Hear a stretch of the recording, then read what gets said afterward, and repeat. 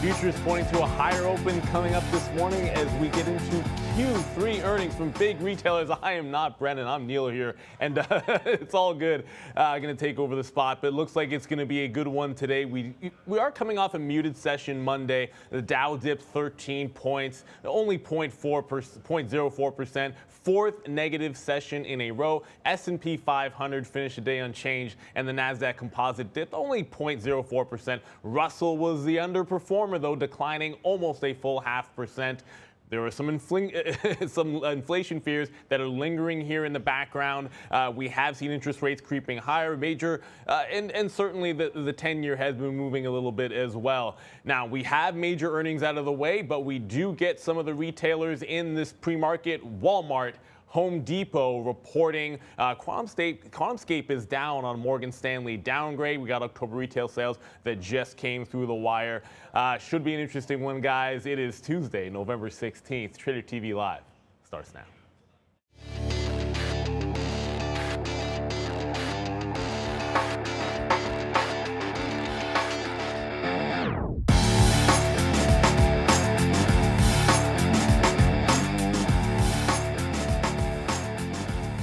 Welcome back. You're going to see the major averages. So far, not a heck of a lot moving around. You have the S&P flat, the Dow slightly to the negative side here. And of course, the NASDAQ more or less flat where we left things off in yesterday's action.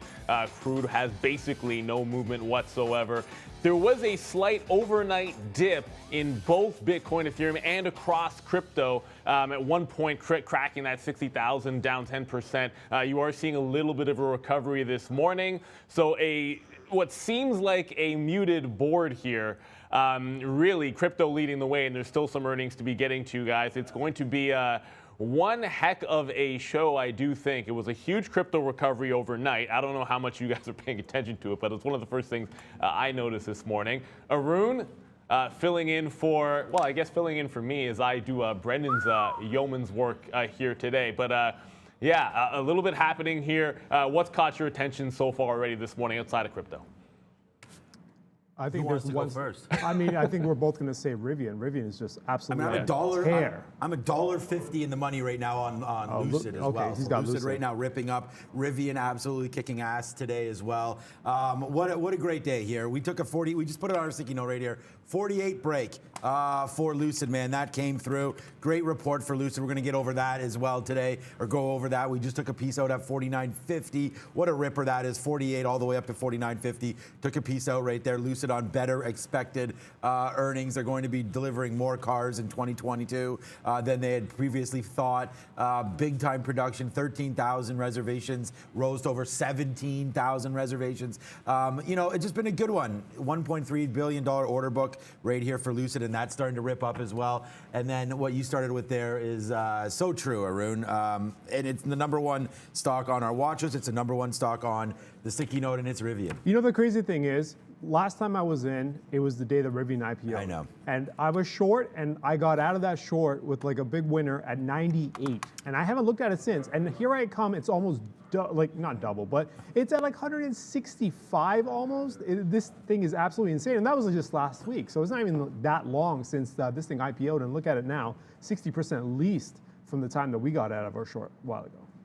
It's an absolutely insane stock, and I don't know. Hopefully, we'll still be able. I don't think we'll. Yeah, we have your trades up there. We won't have Neil's trades up there, but yeah, this Lucid trade is absolutely insane, and so is Rivian. So we're super excited. Neil's going to do his best to fill in for Brendan, but he is a man who cannot be replaced. So good luck to you, Neil. So far, so good, my friend. Yeah, look, absolutely, it's going to be interesting. We had, candidly speaking, we had some icon issues this morning. We had some other issues with the layout, so my trading might be muted, so I'm just getting things set up. And really want to make sure we're here for you guys, because we're getting some crazy blow-up moves in both of those names here, and we're going to be tracking some of those. But I don't want us to get too far away from saying hello to Ms. V, who looks a little bit different this morning. Yes, indeed, guys. Good morning. Happy trading to you all. As yesterday, we got 3,000 likes, and I promised to color my hair pink, so here we go. And as Neil said previously, we have some technical issues, so sorry for the delays with the watch list. Please smash the like button, and let's get it started, Neil. Yes, sir. Well, it feels like it's already started. I mean, Lucid and Rivian going absolutely bonkers, right? And at the end of the day, I wish I would look that good dyeing my hair pink. I doubt it would work. It would get rid of some of the gray that you see here, certainly. But look, let's almost dive right into it. I mean, we could certainly talk a little bit about crypto. Maybe we'll get into that, the overnight push, if you want to talk about it at some point, Sean. But certainly everyone's going to be looking at Lucid and Rivian here today. There's other EV makers which have been in play and certainly on the move as well. And I sort of think about what I guess was that lead dog. Well, I mean, I say was, but I mean, technically speaking, from a valuation standpoint, Tesla is that lead dog. And you sort of look at what's happening here with Tesla today relative to these others, and it's, again, a bit of a negative. I mean, we're starting down almost 0.1% here. You can sort of see on my screen. We're hugging that $1,000 mark, guys, and it just, look at that. You can actually see there some of the executions from yesterday even showing up, so that works. But you're not really seeing a lot of strength. It could be one of those days where the strength in Rivian and Lucid means that there's not as much money to go into Tesla, and Elon, as they're saying, might not be done selling shares. So that overall theme could still be in play today. I find that we're not going to be getting too far away from these EV names, guys.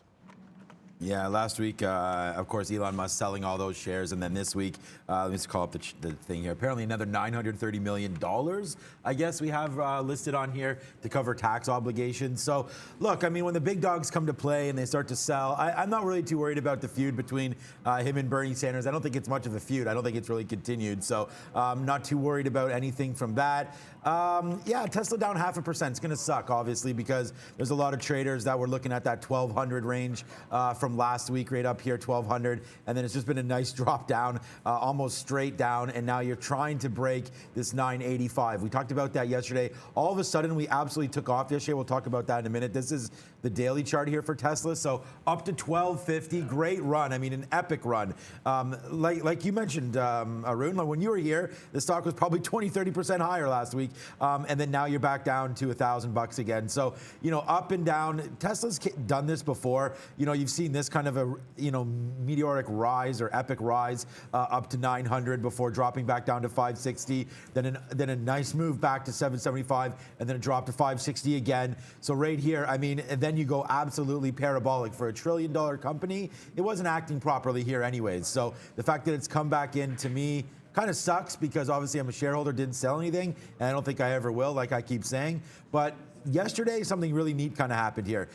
You were barcoding all afternoon down here, 985, 970, so on and so forth, busting out. Then all of a sudden, boom! And I don't know if they got wind of maybe Elon was done selling or what this little move up was there, but you had a nice move to 1030, so that accelerated about $50 right there, which is beautiful. Like, that's 5% straight upside. And then now you're kind of trying to make these bottoms, and that's what I put down on the note. I just said if we can get back down in here to 980, 985, then I think it's a definite win and a long for, it's not a win because it'd be down from here, but 985 to 990, you take the long there, and then you can break out if it breaks below 980. So that's about $10 worth of risk. But right here, I think it's overdone to the downside. So I'm trying to find some longs to get involved with. I think it may be a 10-15 long or something like that. But I mean, honestly, Lucid, Arun, yeah. We're long at $48. This is already $2 in the money. It's already a big money trade for us. And it's right up here at 50. I'm not even getting anything out.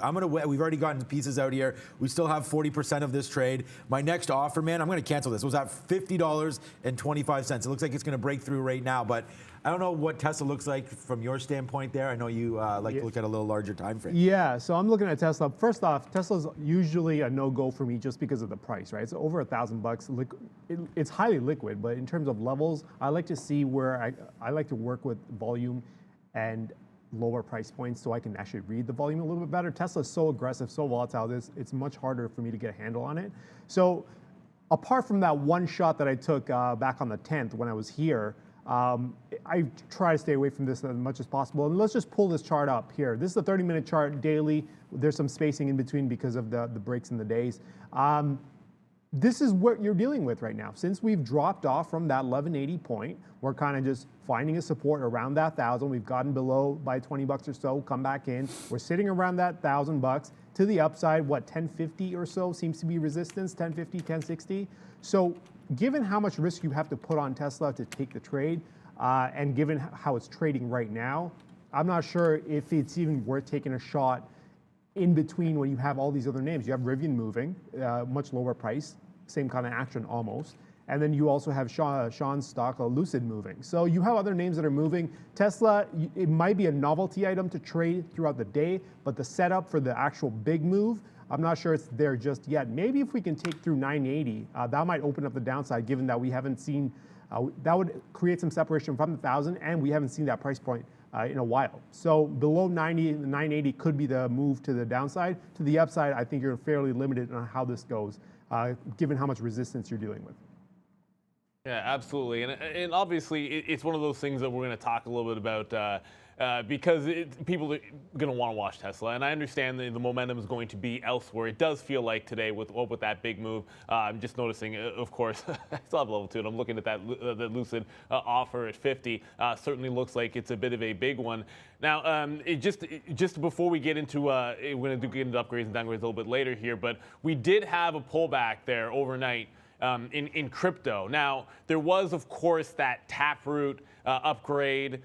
So, the first thought comes to mind, was this a situation where everyone's expecting the upgrade, great for smart contracts for Bitcoin, and definitely one that people were looking forward to? And was this a pullback because it's just a sell the news type of event, or was there something a little more technical going on here? Because it was a sharp pullback across the board. It wasn't as if, now, this was only Bitcoin, but all the major cryptocurrencies had a bit of a pullback there. So, any comments? I know, of course, you'd be looking at some of the regular loves of yours, Sean. But what are your thoughts on that pullback overnight? Buying opportunity?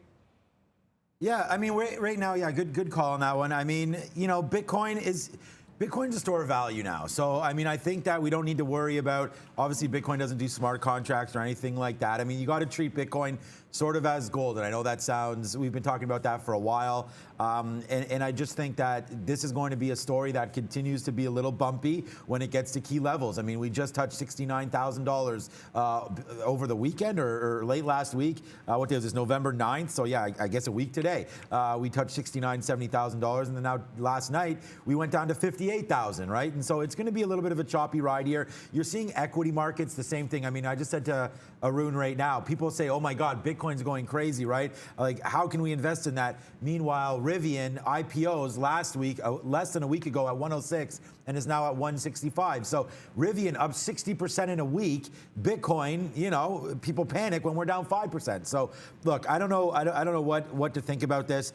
I still think that you know what, to be honest with you, I honestly think that we are going to test 50,000 at some point. I mean, forget about it. This is a 100-period moving average down here at 55. We don't normally use that. I'll have to adjust them. This is just what's here on the chart. But the 200 period is going to be a little bit lower than that as well. So as we go, I think we could test. We just tested 60 and held. If we break 60 one more time, which this is a daily chart, and look, the same is true for Ethereum. Ethereum right now, Cardano 190. I did sell some Cardano, 25% of the position last night on a 195 break. So you guys know that I just sold a little bit of Cardano. I'll tweet that out too for people that maybe aren't watching the show. Well, that was 195. It's at 190 now, so not too bad. But here's the minute chart for Bitcoin, and as you can see, there it is, just the cascading down. It broke 60, tried to hold, came all the way down to 58 and change, felt its way back up. Apparently the Chinese government cracking down more on cryptocurrency mining. They want to find out what's going on with that.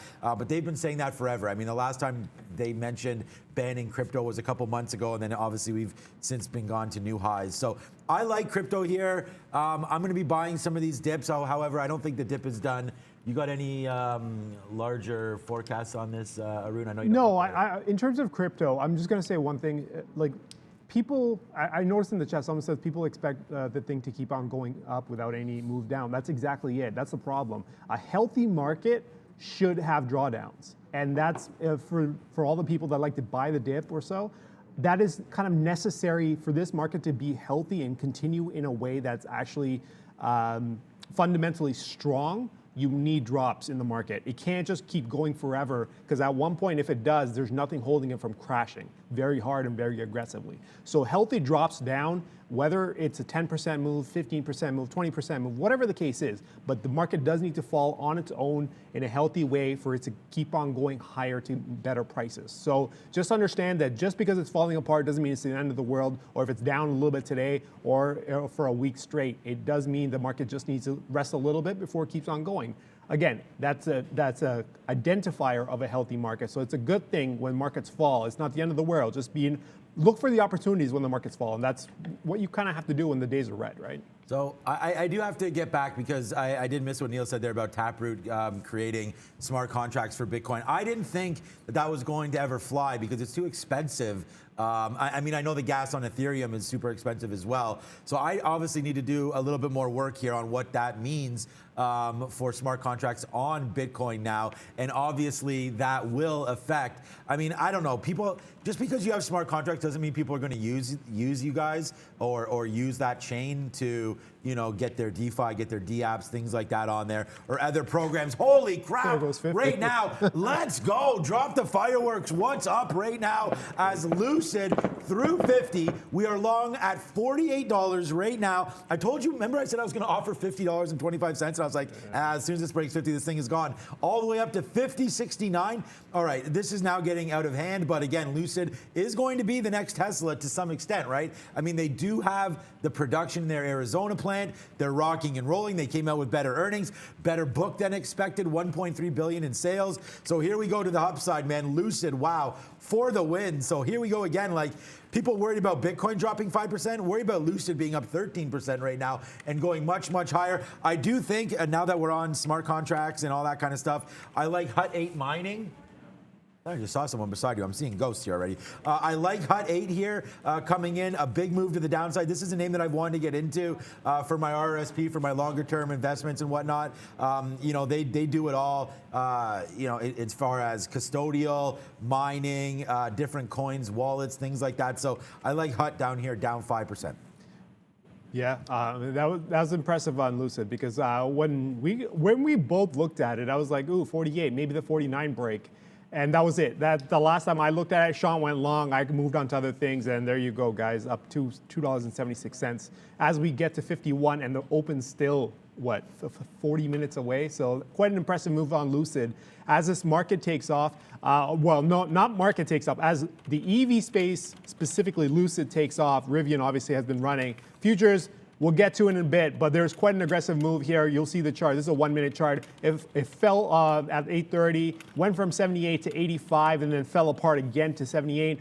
A lot of movement on the futures. We haven't seen this kind of movement in the pre-market on the futures. I want to say at least in a week or so. So it's nice to see this movement. Hopefully this carries into the open as well, because it tends to die out. So we'll see how we can get this thing going. Maybe there's a trade to be made on the futures at some point today. Just to keep in mind, guys, you did have that retail sales number come out with a beat. It was 1.7 versus 1 expected, and this is in the midst, of course. You know, obviously everyone's going to be talking a little bit about. It feels almost like it's not as important as you'd expect, but Home Depot had a beat, and we can get into that, in Walmart as well. Both of those going to be on our watch list. But I just, as you were talking about crypto there, because you know, obviously the Taproot thing, I think is a big deal. Like I said, I think it's a bit of a sell the news type of event. I'm just watching Coinbase here, because I still always want to have that trader hat on a little bit. And you know, as I look at the pullback overnight in Coinbase in particular, it's got this nice, interesting little double top here forming at 336 in the pre-market. So if we were to get a bit of a rebound, this is sort of setting up there just to make sure you're of course tracking spot prices as well. You'd want to make sure that you know, you're not exactly running into a brick wall in Bitcoin on that bit of a recovery. But it certainly looks like Coinbase could be a little bit something to trade. And then, if you do remember, yesterday there was that share offering. You had an absolute monster move to the downside, and I think it was Mara there, Sean. And any thoughts on which equity names you think are going to be the ones to play for the crypto side of this trade?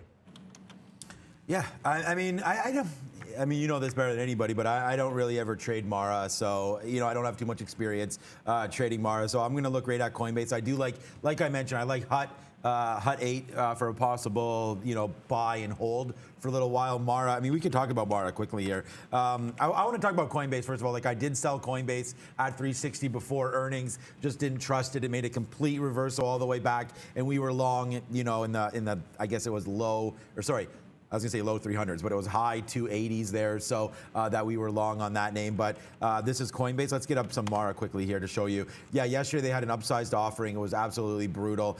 They got destroyed. I think it was down 20-something% yesterday with convertible offering downside. So 77 down to 55 was a disgusting move for Mara yesterday. And then today it's kind of continuing here. I don't know, like I said, I don't want to, I know there's a lot of people on here that hold stock in Mara and know a hell of a lot more about that offering than I do. So I'm not going to sit here and tell you this was not due, but I maybe it was, maybe it wasn't. If China's going to come down and crack down on some of this mining and the different rules and things like that, I'm not sure how this affects Mara or some of those other names that we trade, like a Riot blockchain. But when I look at here, technically, you're into this spot of $50 again, where the drop down here is 45, maybe back to the 50 period is 45. But look at this run you've had from September 29th. You doubled, you more than doubled, you almost tripled your money in just a matter of a few weeks. So it makes sense that they come with this offering. I'm guessing that the stock is not broken or anything like that. It was an offering. You see the offering. I mean, the same thing happened on Clover today. So we'll get to Clover in a minute, but you're down now $7. This was that $7 level that I kept worrying about, saying that, hey man, I'm still long. I'm long right here. This has not really been it's been a loser because it's not going up. But it's still at these levels and it didn't get crushed too much. But Clover had an offering as well today, down 9%. So these share offerings are very interesting. I'm surprised Clover did it at such a low valuation. But again, with exercised warrants being thrown out there, I don't know. Coinbase to me was a good sell upside at 360 where we did, because again, this is that completed U. We started buying some on the way down. We're lucky enough to pick some up down here. Average price was in the 280s somewhere, so it went up to 360. So hell yeah, we cashed them out, and now you dip down. And I saw Jude Fernando mention a little bit that as Bitcoin, as the crypto space starts to fall down even more, obviously we expect the same thing for crypto, for Coinbase to happen. So I look at this. That 305 was a nasty drop down. This is from their earnings day. 360 down to 305. It bounced off 305 and hasn't seen it since. So for me, I'm a buyer of Coinbase back here around 320-ish. So if we drop to that today, I don't think we do, but that's going to be a level for me. Yeah, going back to Mara. Okay, so I traded this once and I was short. And I remember the chat telling me that's probably not a good idea to trade Mara. I've never traded Mara. I've never traded the equity side of the Bitcoin names. And I got absolutely wrecked that day. From that day on, I do not touch these names. These are too aggressive. I can't get a read on them. And they're being moved by something else, specifically, the actual Bitcoin itself, the price of Bitcoin itself. So for me, this is a dangerous game to play. I've learned my lesson trading Mara. So I see it's sitting right in front of 50. I would think, hey, you know what? If 50 breaks, there might be a short there.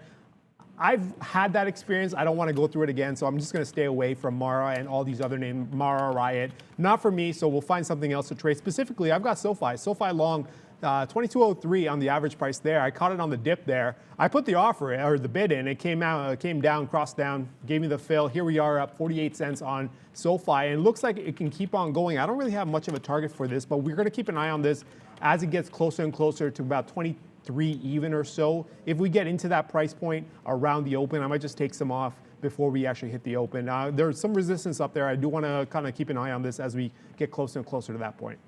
Brendan is at the big screen. What's up, Brendan? Or not Brendan. It's not Brendan. It's Neil. Neil's at the big screen with upgrades and downgrades. It looks like Brendan. It kind of does. I mean, I was looking right at him. I'm like, Brendan's at the big screen, and Brendan's just looking right back at me, but not being Brendan.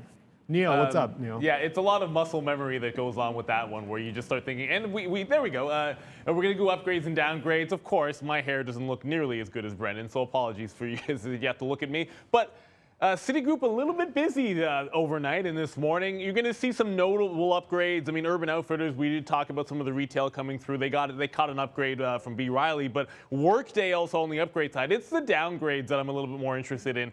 Now, it kind of feels like it's the lowest of all low-hanging fruit. That Citigroup gives a downgrade to Oatly, which has been under pressure. They haven't been able to catch a bit of a bid there after disappointing earnings, and you get an initial report, and it's not going to be looking good for them. Robinhood as well, catching a downgrade from Atlantic Securities there. Not a monster move in here today, but it's still managed. Robinhood, of course, has managed to hold those post-IPO lows that they recently tested when they had that very, very poor earnings report. Crypto trading not really giving them as much as they would like. And then, I hate to say it, but Casper, not caring too much, it's Disney. Disney catching a downgrade here from Citigroup. And I know we talked about this one sort of at length, Disney running into some trouble with some of those subscriber numbers on their earnings report, and further disappointment here. Although, worth noting, they are trading relatively flat today. They had caught a little bit of a bounce. Price target at 210 isn't exactly the end of the world. A lot of times you're lowering price targets that are just playing a little bit of catch up as the stock gets a little bit depressed. But Citigroup very, very busy here, and a couple of names which had already been under pressure facing some notable downgrades here. Disney and, of course, Oatly among them. It looks like we should have taken a little more profit, or we should have taken something out on that Lucid. We'll wait to see when it opens up. I still think there's going to be a huge run on the open. We're only in the money $2 only.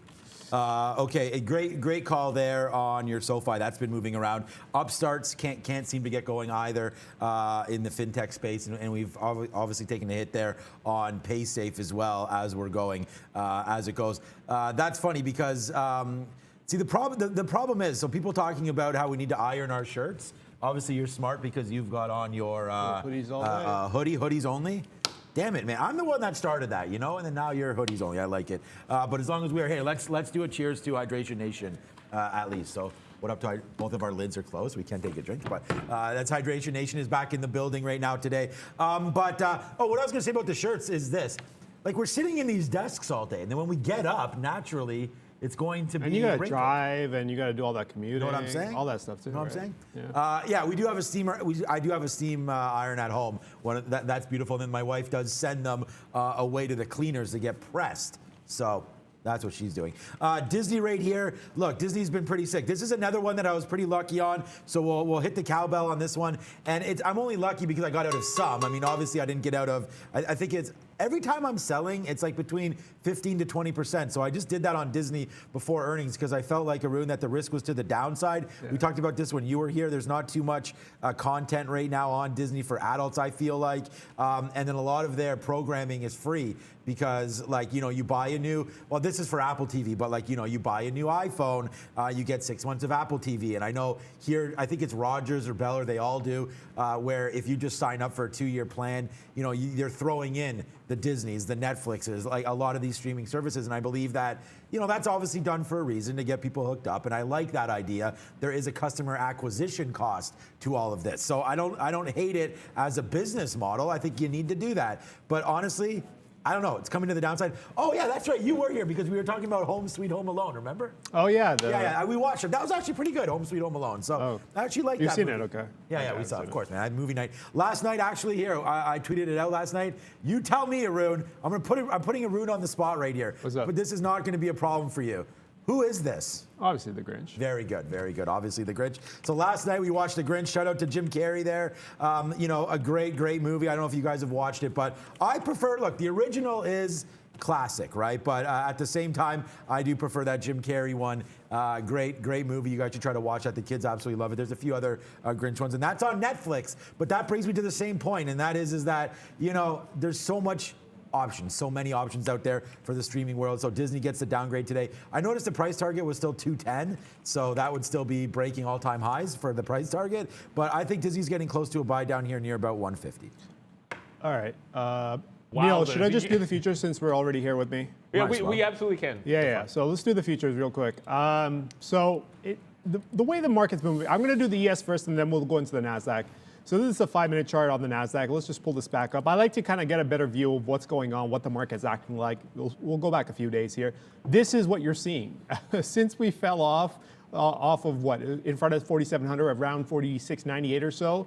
We've kind of based out around 68. Remember, I marked off 65 when I came on the show yesterday. So we're still holding 65 as a level for any longs. If we declare any longs, we're going to kind of use this base as the potential support point. So anything below 75, you can even argue in front of just a few points in front of 75 could still activate a long if we can get the good setup though. Problem is, here's the issue. You've got resistance here now sitting based on the way this market has moved in the pre-market and I guess late session yesterday.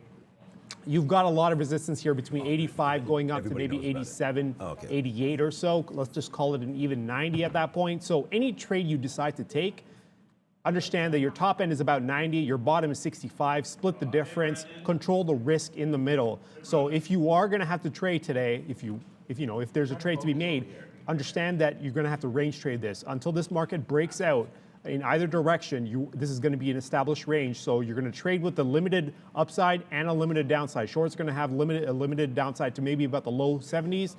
And obviously the longs are going to have limited upside up to the mid 80s or so. So going long here at 78, risking about 13, 14 points plus slippage, probably is not worth it given what you can expect to the upside. So what I would say is, again, wait for the low 70s to go for a long. We need a breakout on this market.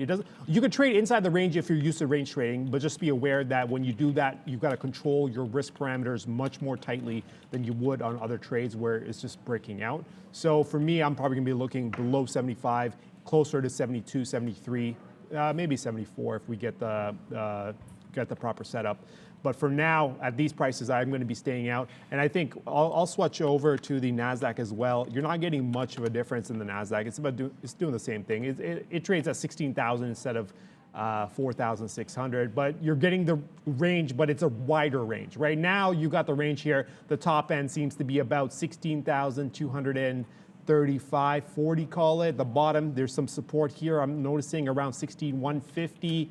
Call it 120, and then you keep on going down. You're going to have to mark off about just underneath 16,100 as your support base. So a wider range, same idea, is the range is just that much wider. You could argue to go for shorts inside of it. Just be aware that you're limited with how much you can make in terms of controlling your risk. You've got to be on top of your game if you're going to trade inside the range. And obviously, it's a much more difficult game to play that game. So I try to stay away from it unless it's that obvious and the risk is much smaller. For me, I don't know. Maybe there might be a trade today, but I'm going to wait a little bit more before I can actually figure out a trade to make on the futures. I just wanted, before we throw back to Neil here, we never ignore super chat. So I did see somebody, I think it was Hunter Dixon. I must have missed whatever it was. So if you don't have to super chat again, or you could do $1 or something, I'll see it. But I'm paying attention to see if there was a stock that you wanted me to cover. So shout out right now. I mean, we do all these. I don't know what's going on with Farmer Dodge, but there's a coin that keeps getting pumped on here, and I'll take a hoodie, of course. If you did that, we'll send it over, and we can wear a Farmer Dodge hoodie. I don't know. We'll have to look into it. We don't want to shill coins or anything on here, guys. So, but whatever. Always looking for opportunities. So maybe there is something there. Also, guys, yeah. So I just wanted to bring that to your attention. If you do a super chat, Arun, myself, Neil, and Brendan, always very busy. So if we do see it, hopefully Valerio will put it up to our attention. And we're still waiting for. This is the thing. There is a program out there. It's not Stream Deck. It's something else where you can automatically populate every time we get a super chat. So that won't allow us to miss it. So hopefully we can get that going soon. But I'm looking out for you, Hunter Dixon. We never purposely mean to ignore super chats. Absolutely not, and it's just worth noting. Just noticed that Beamy popped up there, a little bit of a volume spike, pressing to 130, so worth a watch. I do understand, and we're going to get into it right now, our free daily watch list, of course. There were some issues a little bit late this morning, but we get it to every single day. Check the QR code and scan that so you can follow along daily with what is moving, and that's what matters, because you don't want to get caught in a sideways market focusing on something that ain't going anywhere, guys. So as we talk about the watch list here, I'll get to the first name, and we'll go through all of these, as many of these as we can, for those of you that are unable to get the list. Rivian, obviously Lucid made some moves here, but Rivian getting a big order here, through a Tangent motor as well, 11.8 million worth. Now, obviously, Rivian's had its own momentum going through the last couple of sessions. It's only been trading for a week, but it's been an unbelievably impressive week. It seems to be no end in sight here. What are the thoughts? I know you're already lucid here, Sean, but Rivian it was up 10%, now pulling back just a little bit, but another impressive start. Well, Sean's figuring out his chart. I'm just going to talk about Rivian based on the way it's been moving. This is a 5-minute chart. Let's just pull it back. Look at it's just taking steps upside. 154 down up to 156, takes a break at 160, takes the next leg up to 164, takes a break down to 163, goes up to 166. It's just a step fashion move. At some point when you do that, you're going to need a full reset, and that's what you're seeing as it falls off from 166 back down to, I want to say major support, at least intraday, to at least today's pre-market trading support, which would be around 162.50 to 162 even.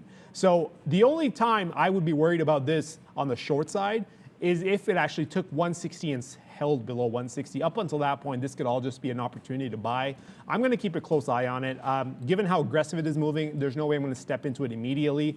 Odds are, with about 25 minutes left, I want to see what the NASDAQ imbalance brings, which comes out in about 20 minutes, and then the open. And then I'll make a decision on whether I want to trade Rivian off the open or not. For now, though, we are going to kind of pare back a little bit. I do want to talk about SoFi too. I'm going to tighten up the stop. We're getting into an area that I kind of want to keep a very close eye on. I mentioned to you guys I'm going all the way up to 23. So I'm going to tighten up the stop, bring it back under 22.40 or so. Depending on how it trades down there, we'll get out and just take our 35-cent, 36-cent winner if it comes down there. But keep an eye on Rivian, guys. This might just be a nice little break before we continue on going. So yesterday we shorted Rivian a lot, and we made a lot of money. You weren't here, obviously, Arun, but we had these 150 shorts, man, and cashed them out down here. It did take off near the end of the day. We were, shorting again out 147, 146. We had multiple dollar wins on this name. And yesterday in the pre-market, we actually took this break as well, 130, something like that, and hit this thing all the way. Like, this was a great day for Rivian yesterday. It was my #1 stock, and I think we could do it again here. And I saw what you mentioned there. Yeah, it's options. So apparently options are starting to go flowing through now on various platforms. So that's going to be a great thing. As the people want options, the people get options. And what happens with that is, of course, squeezes start to happen. We gamma squeeze upside. Could go to the downside on people taking puts, things like that as well. So we're going to wait to see what happens with Rivian, but it should move today. And I put it up on the sticky note. I mean, here, we can call it up because there's a lot of people that obviously can't see it whenever I do hold it up. And sometimes people complain about the writing, but there's nothing you can do about it. Wow, up almost 60% since IPO, or more than that now. At some point it's going to fall hard. We know that. When? We don't know. But we're going to take a pre-market long break here on Rivian, right? And then we're going to look for some shorts after that. So we did talk about that. So we are going to be trying to look short. I'm going to try to focus short on Rivian. But at the same time, the momentum off the open is going to send this thing, I believe, higher than 167. So I think we take out the day's high here. This seems to be always what happens for Rivian. You could see yesterday, here's a little bit of a dip back down, right? Dip back down. Oh yeah, yesterday we shorted 136. That's what it was. We actually waited for this pop here yesterday, Arun. Popped into that, and then we shorted that. That was a great call back to VWAP. So we do know that it doesn't just go straight up, but look at this. Here's the break early. This is a break of 128. Boom to the upside. Came back, tested some of these pre-market levels, and then took off from there. So if we rinse and repeat the same playbook once again here today, then you're going to get a pullback into about 160 or so, and then we take off. If that does happen, if we do test back to 160, I like this break then, 162.50. So we're going to have to watch Rivian. We're going to have to try to be pretty fast on our keys here to catch any sort of a dip back in. Like, I don't want to buy. Normally I'd sit here and say, let's buy 160s. Let's buy these pre-market levels, okay? But as per, remember when Coinbase listed, it was the high for Bitcoin. Now, obviously, Bitcoin's back up. The same thing's happening here for Rivian. Obviously, today you're getting options on there. That may be a sell event rather than a buy event. So it could be either way here for Rivian today. So I'm going to let this fall back in, see if we can't get a level to bust through.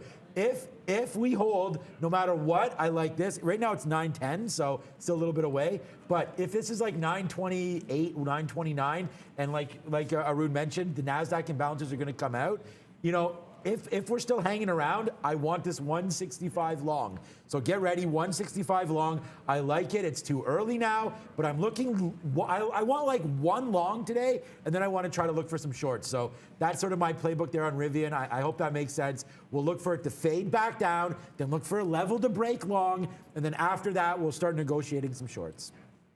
So, of course, next on the list, we do have Lucid on the watch list here. I know you're already in position, Sean, but you get the smaller than expected losses for Lucid, projecting 20,000 in terms of I guess production in next year's time frame. And then on top of that, they did get I guess some reservations up to 13,000 in total. Just from obviously you had that 14 double top from aftermarket in this morning, which is already broken, but it's come back down a little bit here.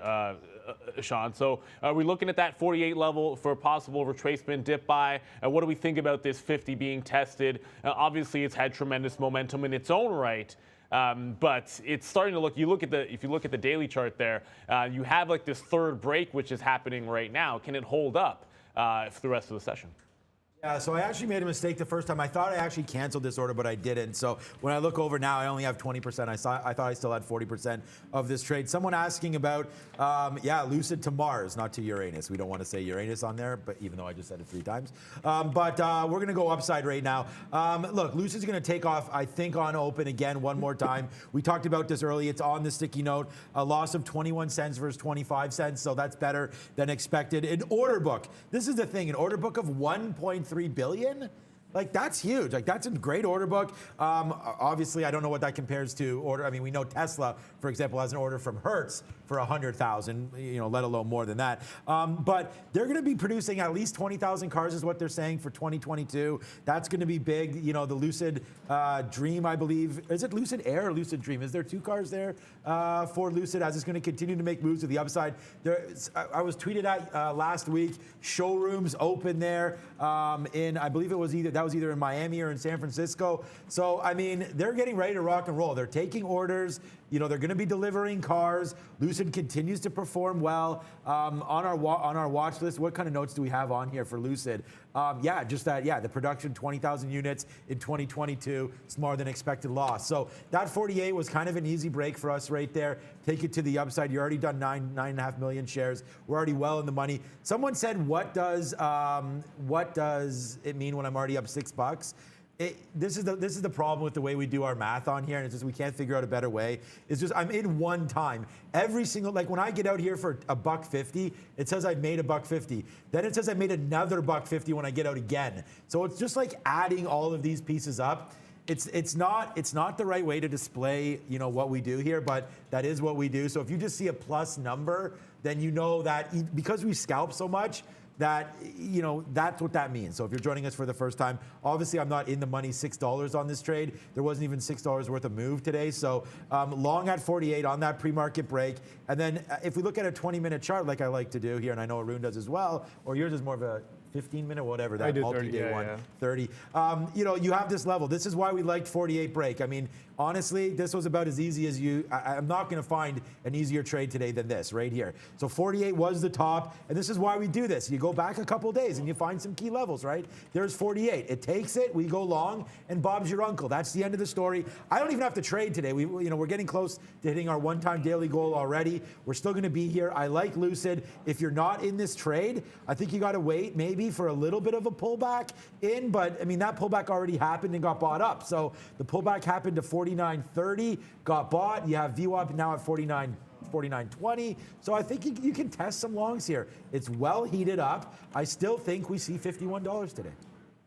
Look, I want to skip here. I know we're going to talk about the retailers as well, so we'll get into Home Depot and Walmart, which I see Arun just got into position in Walmart there. But Clover Health, look, they're going to have announced an underwritten public offering, 35 million shares. Look, it's obviously going to be a bit of a downward trend here today. Well, it's going to gap down on this news. It's not really moving a heck of a lot, so I don't know if we see too many trades here, but it is down that 8.5% on the offering. It has been a little bit of a disappointment, certainly the last couple of days. Is there a trade at all here today, or is this a case of, okay, well, the offering has turned it into a bit of a barcode. Let's wait till it opens up?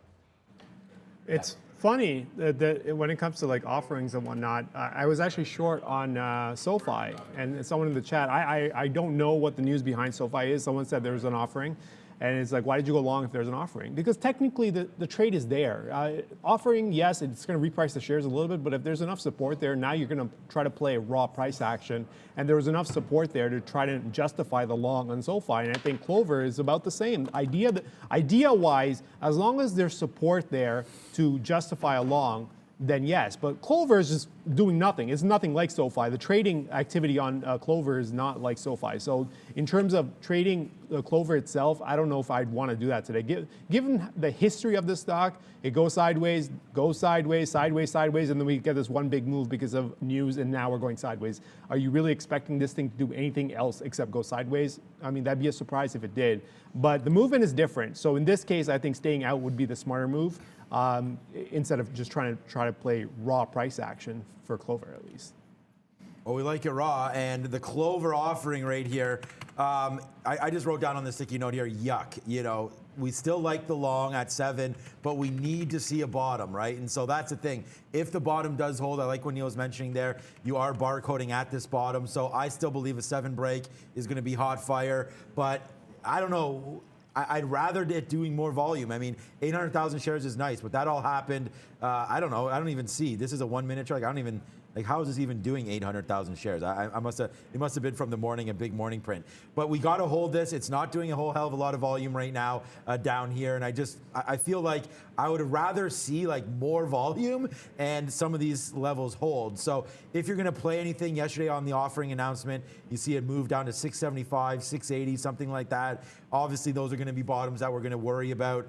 I like a 7 break, but I would rather come down. Like, we just need to form a bottom. If it can hold 680, then we have it. So if it holds 680, great. Like, I would much rather, this is going to sound crazy, but we'll put a bid down here to see if it holds. So that's first of all. We'll put a nice little bid down there, see if it holds so we can watch it. This is not going to be something where, you know, we put thousands of shares on the bid here because it's $7. You know, we're going to wait for this thing to make a level, so we will take a 680 bid. I'll probably put a bid like 685 or so. You know, even if I do it for 100 shares, just to let it move so we can watch it, right? And then if I see it go in the money, 10 cents, something like that, then I know we're approaching the $7, then we can get ready to smash City. So the reason why I wanted to form a bottom is because I don't think this rips huge, but if we can put on a decent amount of shares, somewhere around 7, and try to cash them out around 720, 7.25, something like that. Remember, a share offering is fine if it gets bought up, right? So you have 800,000 shares right here. It's only down 8%. I think retail will come in and sell a little bit because they'll be nervous because it does break that 7 level. But to me, Clover seems to be making money, not making money, making the right moves. We've seen their earnings report. I believe that I don't have any, you know, too much available in the healthcare space for myself. You know, we bought TDoc recently. That's hovering around a flat trade for me, and Clover's down. So I like Clover, but we need to make a bottom. So we'll see what happens. I know right now it's not super interesting, but I'm going to put a bid down here about 681, 682, and see if we can catch a bid. And then if it breaks 7, I do want to go long on Clover, guys. So what I think should be interesting is you mentioned retail there. Well, we've got some retail names to look at here, Home Depot being one of them. And, of course, we can get to Walmart on their earnings as well. Now, Home Depot, you're going to get a big-time beat here by them. And the thing I want to hone in on is you get that 6.1% same-store sales increase there. So that's a very, very large beat, net earnings beat as well. So it's a strong move. You're actually seeing it reflected in the stock price today. On the daily chart, a gorgeous little breakout of this 375 area, which does take you to new highs. And we are moving up as we talk in the pre-market. We just took out a 380 level. Maybe we'll do a little bit of 2-for-1 here because I know, Arun, you're currently trading in Walmart, who also beat across the board. And look, they're going to raise their full-year forecast as well. Everyone's been talking about the supply chain. I know that that's been a bit of an issue for Walmart, but certainly a lot to like here in both of these reports. What gravitates you towards trading in Walmart over Home Depot, which is exploding here. Walmart, a little bit to the downside. Well, to be fair, nothing. I'm not choosing either or. I'm choosing both. It just so happens that Home Depot, I have this bid, and this market has just absolutely taken off. My bid is sitting just in front of 377, and when I put it in, I had missed it. The alert that I had up didn't go off, so by the time I actually saw it, it was at 379, so I just put the bid in. I'm not paying 379. I'd like to get it close as possible to this multi-day kind of range breakout idea that I've got here. 377, I'll put 372 or so is my risk level. The order is going to stay there. It's just not filled right now. Doesn't mean it won't get filled at some point during the day. So I'm going to leave the order there. I'll take the trade if it comes back down. You see this move after 380. It's coming right back down.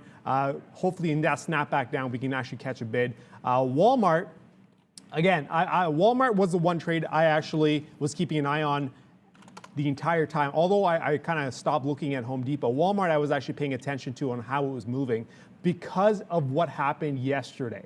Or not yesterday, this morning at 7 o'clock. They put in a 145 low, 145.50 low, and a 151 high. And then once you got up to 150 and 151, it starts to hesitate. And I noticed that there was a lot of pressure coming in all the way down. From the point we failed at 150 the second time, all the way down, we were moving down with some resistance. So I'm thinking there's some resistance, some sell side volume coming in, helping this stock move down. So Walmart, as soon as they crack 145.50 and traded well down there, I was all for it. So I have 145.651 is my average price on Walmart. So we're going to work that, and we're going to leave the bid on Home Depot. Again, both technically set up. Just because I don't have it now doesn't mean at some point that trade won't pop in. Just be aware that the bid is in, and it'll at some point come through. Futures, let's just quickly go over the futures. Again, we're now into the bottom half, not the bottom half, but bottom end of this range. This provides an opportunity if we can get a setup at some point around this price point, 74, 73, 72, somewhere there. Just give me a setup. I'll play inside the range with a limited upside, but I will play if we can get those price points. And Rivian, finally coming off, Sean. Here, Rivian now taking 162. Remember, this was the support point that we were looking at initially. It kind of bounced off, went up, put a new high. Now it's coming back in. Keep an eye on this one here, because if it takes, I want to say 150, 148. If it takes 148, no, not 148. I got to reprice that again. But if it keeps going like this, if it keeps going like this, a short might be on deck here for Rivian. Remember what I said earlier, guys, and it's nice to see that happening now. I mean, it's not nice because we're not in the short, but we mentioned, I said it on the list, and yesterday we were just looking shorts for Rivian, and today I said we want to take a pre-market break. We may look at that again in a couple minutes once it goes. Just quickly here, we haven't looked at the imbalances yet, although NYSE is out now. Obviously, NASDAQ's coming at 4 minutes. Yep. 25. They changed it to 25. Oh, it's 25? Yeah. Okay, so 9:25. NASDAQ came out, will come out in 4 minutes. There's absolutely nothing on here. I mean, Uber's a small buy. I don't even see Home Depot unless I'm missing it here. WDH, so almost like a Home Depot there. And then I don't even see Walmart on here. I don't see anything. Casper there on the downgrade, but it's already a buyout. DD's on there as well. Unity Software, wow. Love Unity. I can't believe I'm not in that one, but we're in Roblox. Oh, we got to look at Roblox today. Look, Walmart, man, it can go to the gates of hell, to be honest with you. This is not a good report for them. I know Neil started by saying that it was pretty good. It was good. I mean, 640 versus the expectations of 620, 635. No problem there. Revenue's good. Everything fine. But the problem is they're not making any money. They made $1.45 per share when this time last year was $1.80, right? So it's not a great comp quarter after quarter. But the thing is that, you know, Walmart still, and I said this yesterday, Walmart's battling Amazon, man. I mean, I've been ordering a few things. What was it? We ordered a SodaStream thing, and it came the very next day from Walmart. So I think they're getting close. I think with the holiday season here, it makes a lot of sense that Walmart, you know, is probably one of those retailers. And I think I like Target a little bit better for the quality, but you know, if Walmart didn't have the greatest quarter and they didn't make as much money as they thought they would, and that was the back to school, like I'm just a little bit nervous about what Christmas time's going to bring. You're still above the 50 period, but you're heading towards it. For me, I'm a buyer of Walmart. I mean, I haven't bought this since $100, but it was sleepy for a while. We've just near all-time highs here, I believe anyways, at this 156. So we're now falling back in the last couple days on Walmart. And if you just check here, it's been I mean, obviously we've known about this. It's come back in. I haven't known about it, but anybody else would have sold up here 152. It's come back in $10. So I would say that we still have a little more to go. I'm a buyer of Walmart back down here at the 200 period. So 141, 142 there. We did have a note on Prague, so we can check that out quickly. Looks like it's getting squeezed. We have the failure to deliver. We mentioned that over Someone did. I forget who the chat was from there, but thank you for bringing it up. Prog right now, gamma squeezing high side with some options. And like we talked about, the FTD coming through. I believe they said at the end of the month. So look at this right here. You know, you can get, if people can't cover this, they're going to have to now. So we're right at a breaking spot right now for Prog. We're actually above. I mean, we're getting to $4 right now, but that's that level right here, $394 that we tested there. We've tested here again, and now we're testing one more time. So I think a break of this 450 might send us honestly up to $5, $6, $7. So watch out for this 450 right here on Prog. There's a lot of people talking about it, and whenever that happens, it's generally a good sign for the long. So let's wait to see here. I don't think we're too late for it. It's been a nice move up, obviously, since September, but Prog right now testing 450. I do like that break. One thing I do want to say before we go back to Neil, though, Walmart, there's some strange activity here. This is a little concerning for me because I was expecting some sell side activity to pick up or continue through 145.50. If we start to do what we're doing now, which is finding some support, and we get closer and closer to the open, I might just cut this trade. I don't like how it's moving just yet, but I'll give it the opportunity to go to the open. But this could actually be a snapback right off the open if this volume were to continue and take out 146.20 and change and support this area. This is not the area we should be hesitating like this. If we do, this could be actually a long and not a short. But I will give it a chance. We'll see. It'll be just keep a very close eye on it as we get to the open, though. And sort of worth noting, I think the Baltic shipping costs, we're down 25% month over month, still 3 times what they were last year. But I want to jump, and we're going to skip to Peloton, only 5 minutes till the open here. But Peloton with an offering, underwritten public offering, $1 billion in shares. Now, we talked about Clover here and sort of the acceptance or lack thereof acceptance into that offering. Peloton did gap down all the way to $44 and has been absolutely booming since. I mean, it's about to threaten 50 up here. So this is a case where they've already gotten shellacked, and on the daily you can sort of see the move that got put in, cut in half in just a couple of weeks. And now you're getting a monster bounce to approaching this $50 level. So pretty well accepted here on Peloton, and it could just be a case that it had fallen so far. Yeah, I think you got to check the icon there because I feel like this can't just be. There almost has to be something else. I don't know if it got upgraded here or what, but obviously, they've been getting absolutely destroyed off earnings. We saw that. They projected $1 billion lower in sales than previously forecasted. I think it was 5 down to 4 billion. And it's just been a monster move to the downside. We've seen this on Lucid when Lucid touched $15 on pipe expiration. Obviously, that's not what this is for Peloton. 1 billion shares. I mean, you want to see what happens when, if there's no news, and there's no news. I mean, it is what it is. But this is what happens when, it's bought up. And you can see that obviously that 46 must have been some sort of a key level. We've talked about that as well. So I don't know if there is any. Neil's saying there's not more news, so obviously we believe that. And if you just go over here, I believe there was a 40 level. Once this chart loads up, I believe there was a 40 level of some sort on Peloton that we were talking about. Yeah, right into here yesterday. So that bottom of 40, we can zoom in back to, June. This is obviously COVID when it started to go crazy, where everybody thought that they wanted to buy Pelotons, the bikes, and now they're just used as coat hangers. But you can see right here, $40. Obviously, there's some sort of a get there, and they didn't want it to get down. So I think you can buy this thing at 40. Obviously, we're at 50, so we may not get back down into that range, but there still is the same way. This is 50 right here. So 50 back in, back to June, you are getting a buying opportunity in Peloton. And I think if you have $10 worth of risk in your portfolio and you want to drop down, I'll just say $1,000. I don't know, whatever your investment, sort of your minimum is for a stock here, you can start to build Peloton now because I don't think we're going to break. All this bad news comes hammering to the downside. You get 1, 2, 3, 4, 5, and then one little relief day, 6, 7, and then today. So basically 7 straight down days with one little day mixed in there, and you get that bounce off 40. So I think Peloton probably can be bought here. That's a 51.50 break right there. That's something that's exciting to me as well. So I like Peloton. Talking about Clover versus Peloton, wow, what a difference that makes on, share buybacks. Here it is quickly before we go over to Neil at the big screen. NASDAQ, nothing of interest at all here, Arun. So I don't see anything. I don't see Facebook. I don't see Apple. I don't see Microsoft. I see FAMI, so everyone farming mushrooms right there as well. Naked Brands, what they're getting into, they're getting into crypto. They're getting into electric vehicles. They're getting into everything. There was something last week about Naked Brands. Oh, it was that little shitty little bus thing that they had. Pardon my French. Other than that, there's nothing. Baba with a small buy here as well. So over to the big screen quickly, as we only have about a minute left. Yeah, one of the names on the watch list, of course, BME reported better than expected result. It's already put, I'm going to show you guys, this is the failure in the daily chart at 130, previous level here in the daily. You already had a spike in the pre-market right into that top and a fade. Now it simply needs to retest this dollar level. $1 is always a bigger psychological level than caring too much about these pre-market lows at 104, 105. It might have a bit of a bounce, but it's got to hold support at 1. Already put in a key failure. A lot of times that can be a bit of a death kill at the open. Okay, so we're going to take, yeah, exactly. Thanks for that. Good little look there on BME. That's been traded before as well. Okay, so I just said to Arun, I'm going to take this 165 break. So we're getting closer to the open. Only 30 seconds left. We're getting ready to ring that bell. Unfortunately, it looks like Randy's on the bell, so you don't get to see.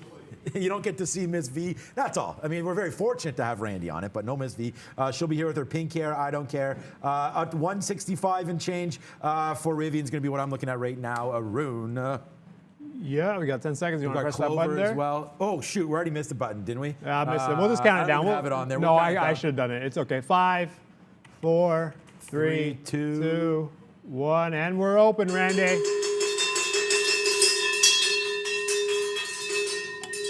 All right, let's go. All right, so now here we go. Rivian right now trying to get opened up here. Obviously, it's not trying to get open. It will be open right now, Rivian. Very, very soon, we'll get an open print here for RIVN. There it is, 163. So now we're waiting for it to come to the downside, and here it comes. We still have that 165 break. And watch out below, man. You break through 160, it could be a short here on Rivian. Yeah, and I dumped... Of course I dumped it. I dumped Walmart just before the open. I didn't like how it was moving. So I dumped it as we crossed 146. And yeah, here's Walmart at 144.75 after taking out 145 even. So now what am I going to do? I'm going to have to put the offer back in because I actually like the short again.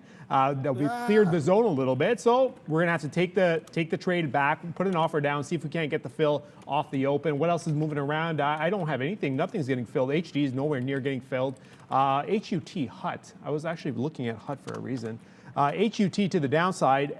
No, not yet. Okay, so I was looking at HUT potentially if we break 1360 or so and stay below, there might be a short on HUT as well. And here comes SoFi and Rivian, both to the downside off the open. Here we go, Rivian. You were working Rivian, Rivian's right? not that great. I mean, I'm short 160 here on that break. It didn't really work out. I did want to look at Clover just real quick here. Lucid's just come all the way back in, man. So we actually, thank God, we remember that was an accident getting out there, but thank God we did. Okay, now Rivian's starting to go, guys. Here we go. So we held that short. I tried to get more short here at 163. Honestly, my offer's right here. My offer's actually at 162.90. Missed it. But right now, here's the Rivian short. We wanted this play breaking the bottom there. We talked about if it broke the top, we wanted that top fill, right? Didn't happen. So we will hold the short here and see what we can do now with Rivian. Starting to make a move, obviously back to the downside. So this is a play that we have right now on board. This is going to be a Rivian short. We'll see. It just takes 158. I mean, it's bouncing around here. This still could take out, but we're going to hold this, see if we get a home run here early on. Yeah, and as I was talking about earlier, HUT still working that 1360 area. I'm going to keep a very close eye on how it trades below because I'm thinking that there might be a trade here as we trade through hell. Let me pull up the chart for you guys as we move through Okay, here's the Clover bid. Yeah, and here we go. Okay, this chart's not going to show me everything.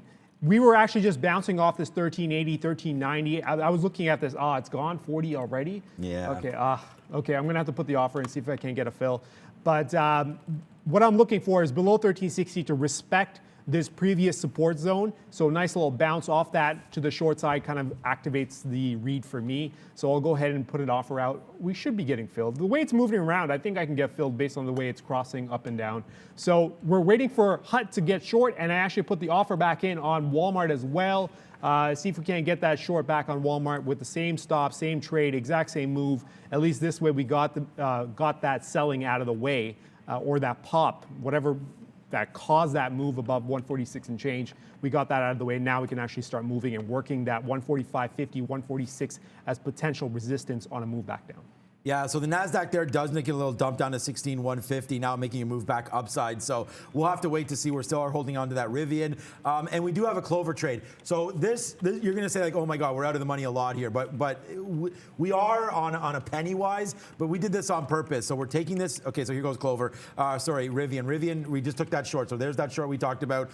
There it is. Wow, okay. We didn't even have a chance there. We tried to get the long on a 165 break, missed it. Now you're off to one. So there we go. So sometimes when you play the short, this is going to happen to you. So we do, there he goes. So it comes right back into 165 and then we get the fill on Rivian. So a hit on Rivian, but we are, like look at this. Now we're long. This is nuts. So a couple missteps there on order entry. Yeah, look, we just got blown out there at 167. Now you're coming back in. So let's get a piece out and just regroup here with Rivian. The short was fine, got blown out, so obviously it's wrong. Now we're stuck long at this 165. We got to get out of this and then just regroup here on Rivian. What was a good trade turned a little sour there as we have one too many shares long right now in RIVN, but that's okay. A nice mover here today. I still like the short, so let's get out of the long and then regroup on this one, guys. All right, while Walmart and Hut are doing their thing, let's keep an eye on Roku as well. That kind of popped up here, 276. I'm looking at if we can actually get to the top.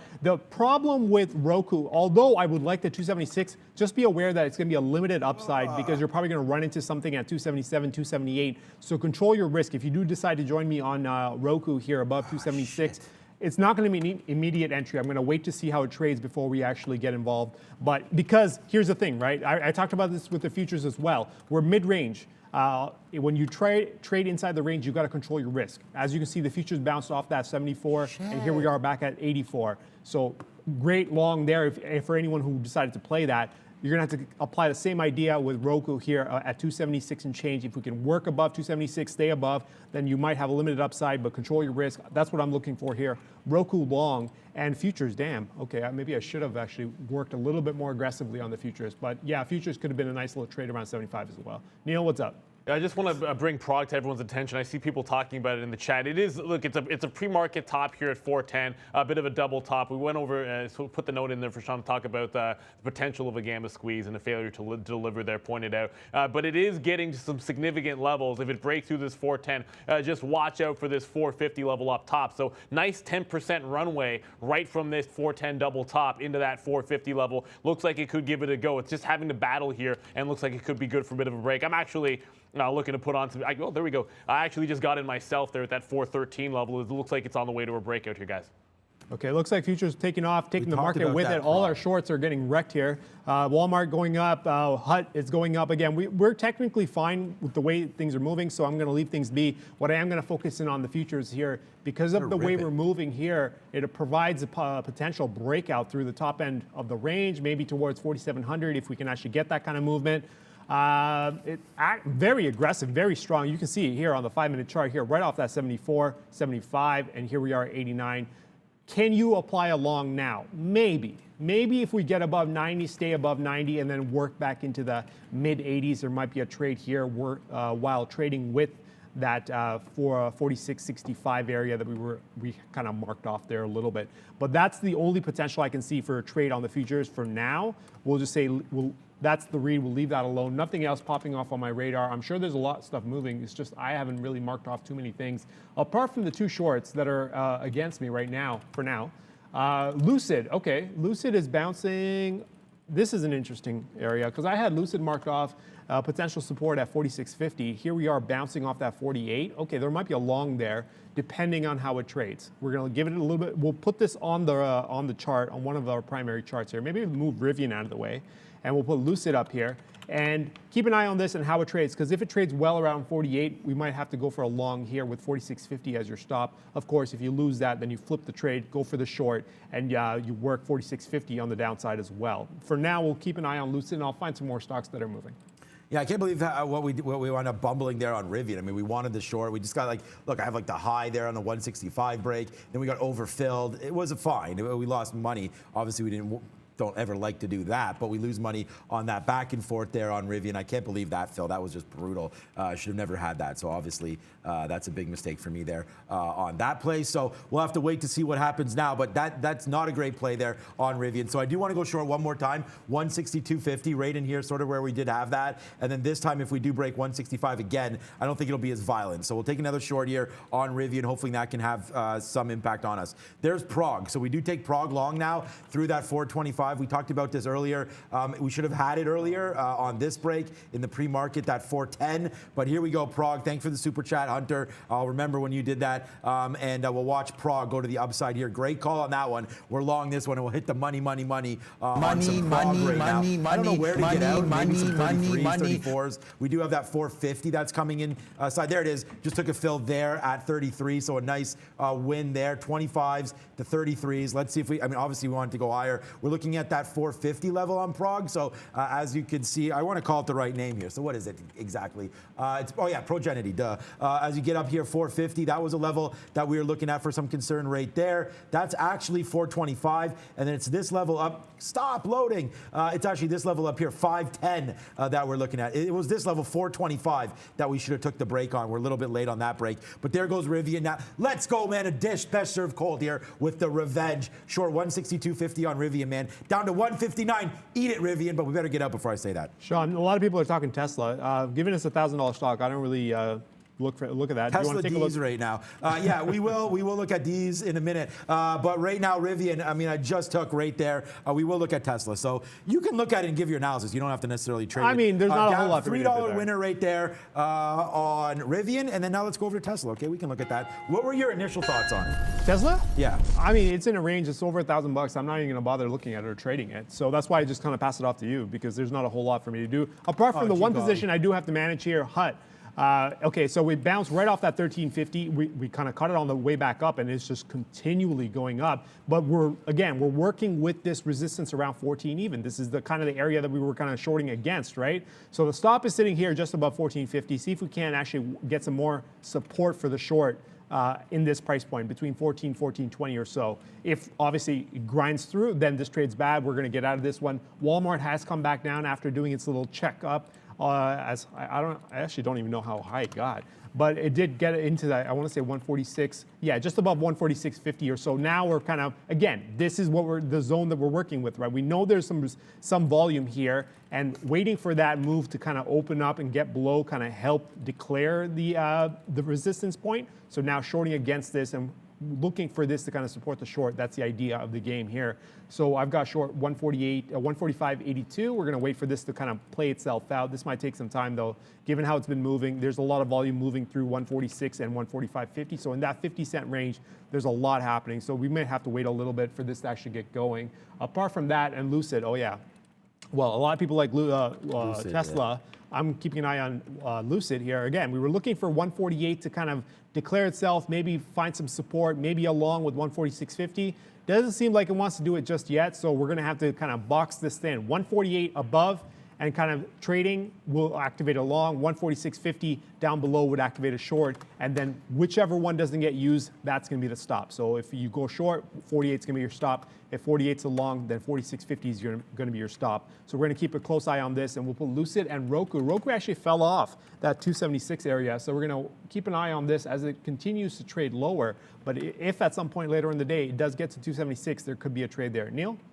Yeah, just a quick one here. Playboy going to be shares up. Well, they were up 12% in the pre-market after higher revenues reported, but the story is also breaking throughout those highs, and it just took out a 37 level, now up to 18% and among the volume leaders here. So Playboy on the run. On that Prague, it did get to that 450, well, close enough to that 450 level, 444. I got out, but that's a monster level on the daily. So you've got Prague trying to make that secondary push to 450. You have Playboy essentially just testing that 37 as we speak, making some fresh highs. So still some movers out there. If you're watching that Beamy managed to hold a buck. Still doing good volume, but sort of settling down towards that dollar level.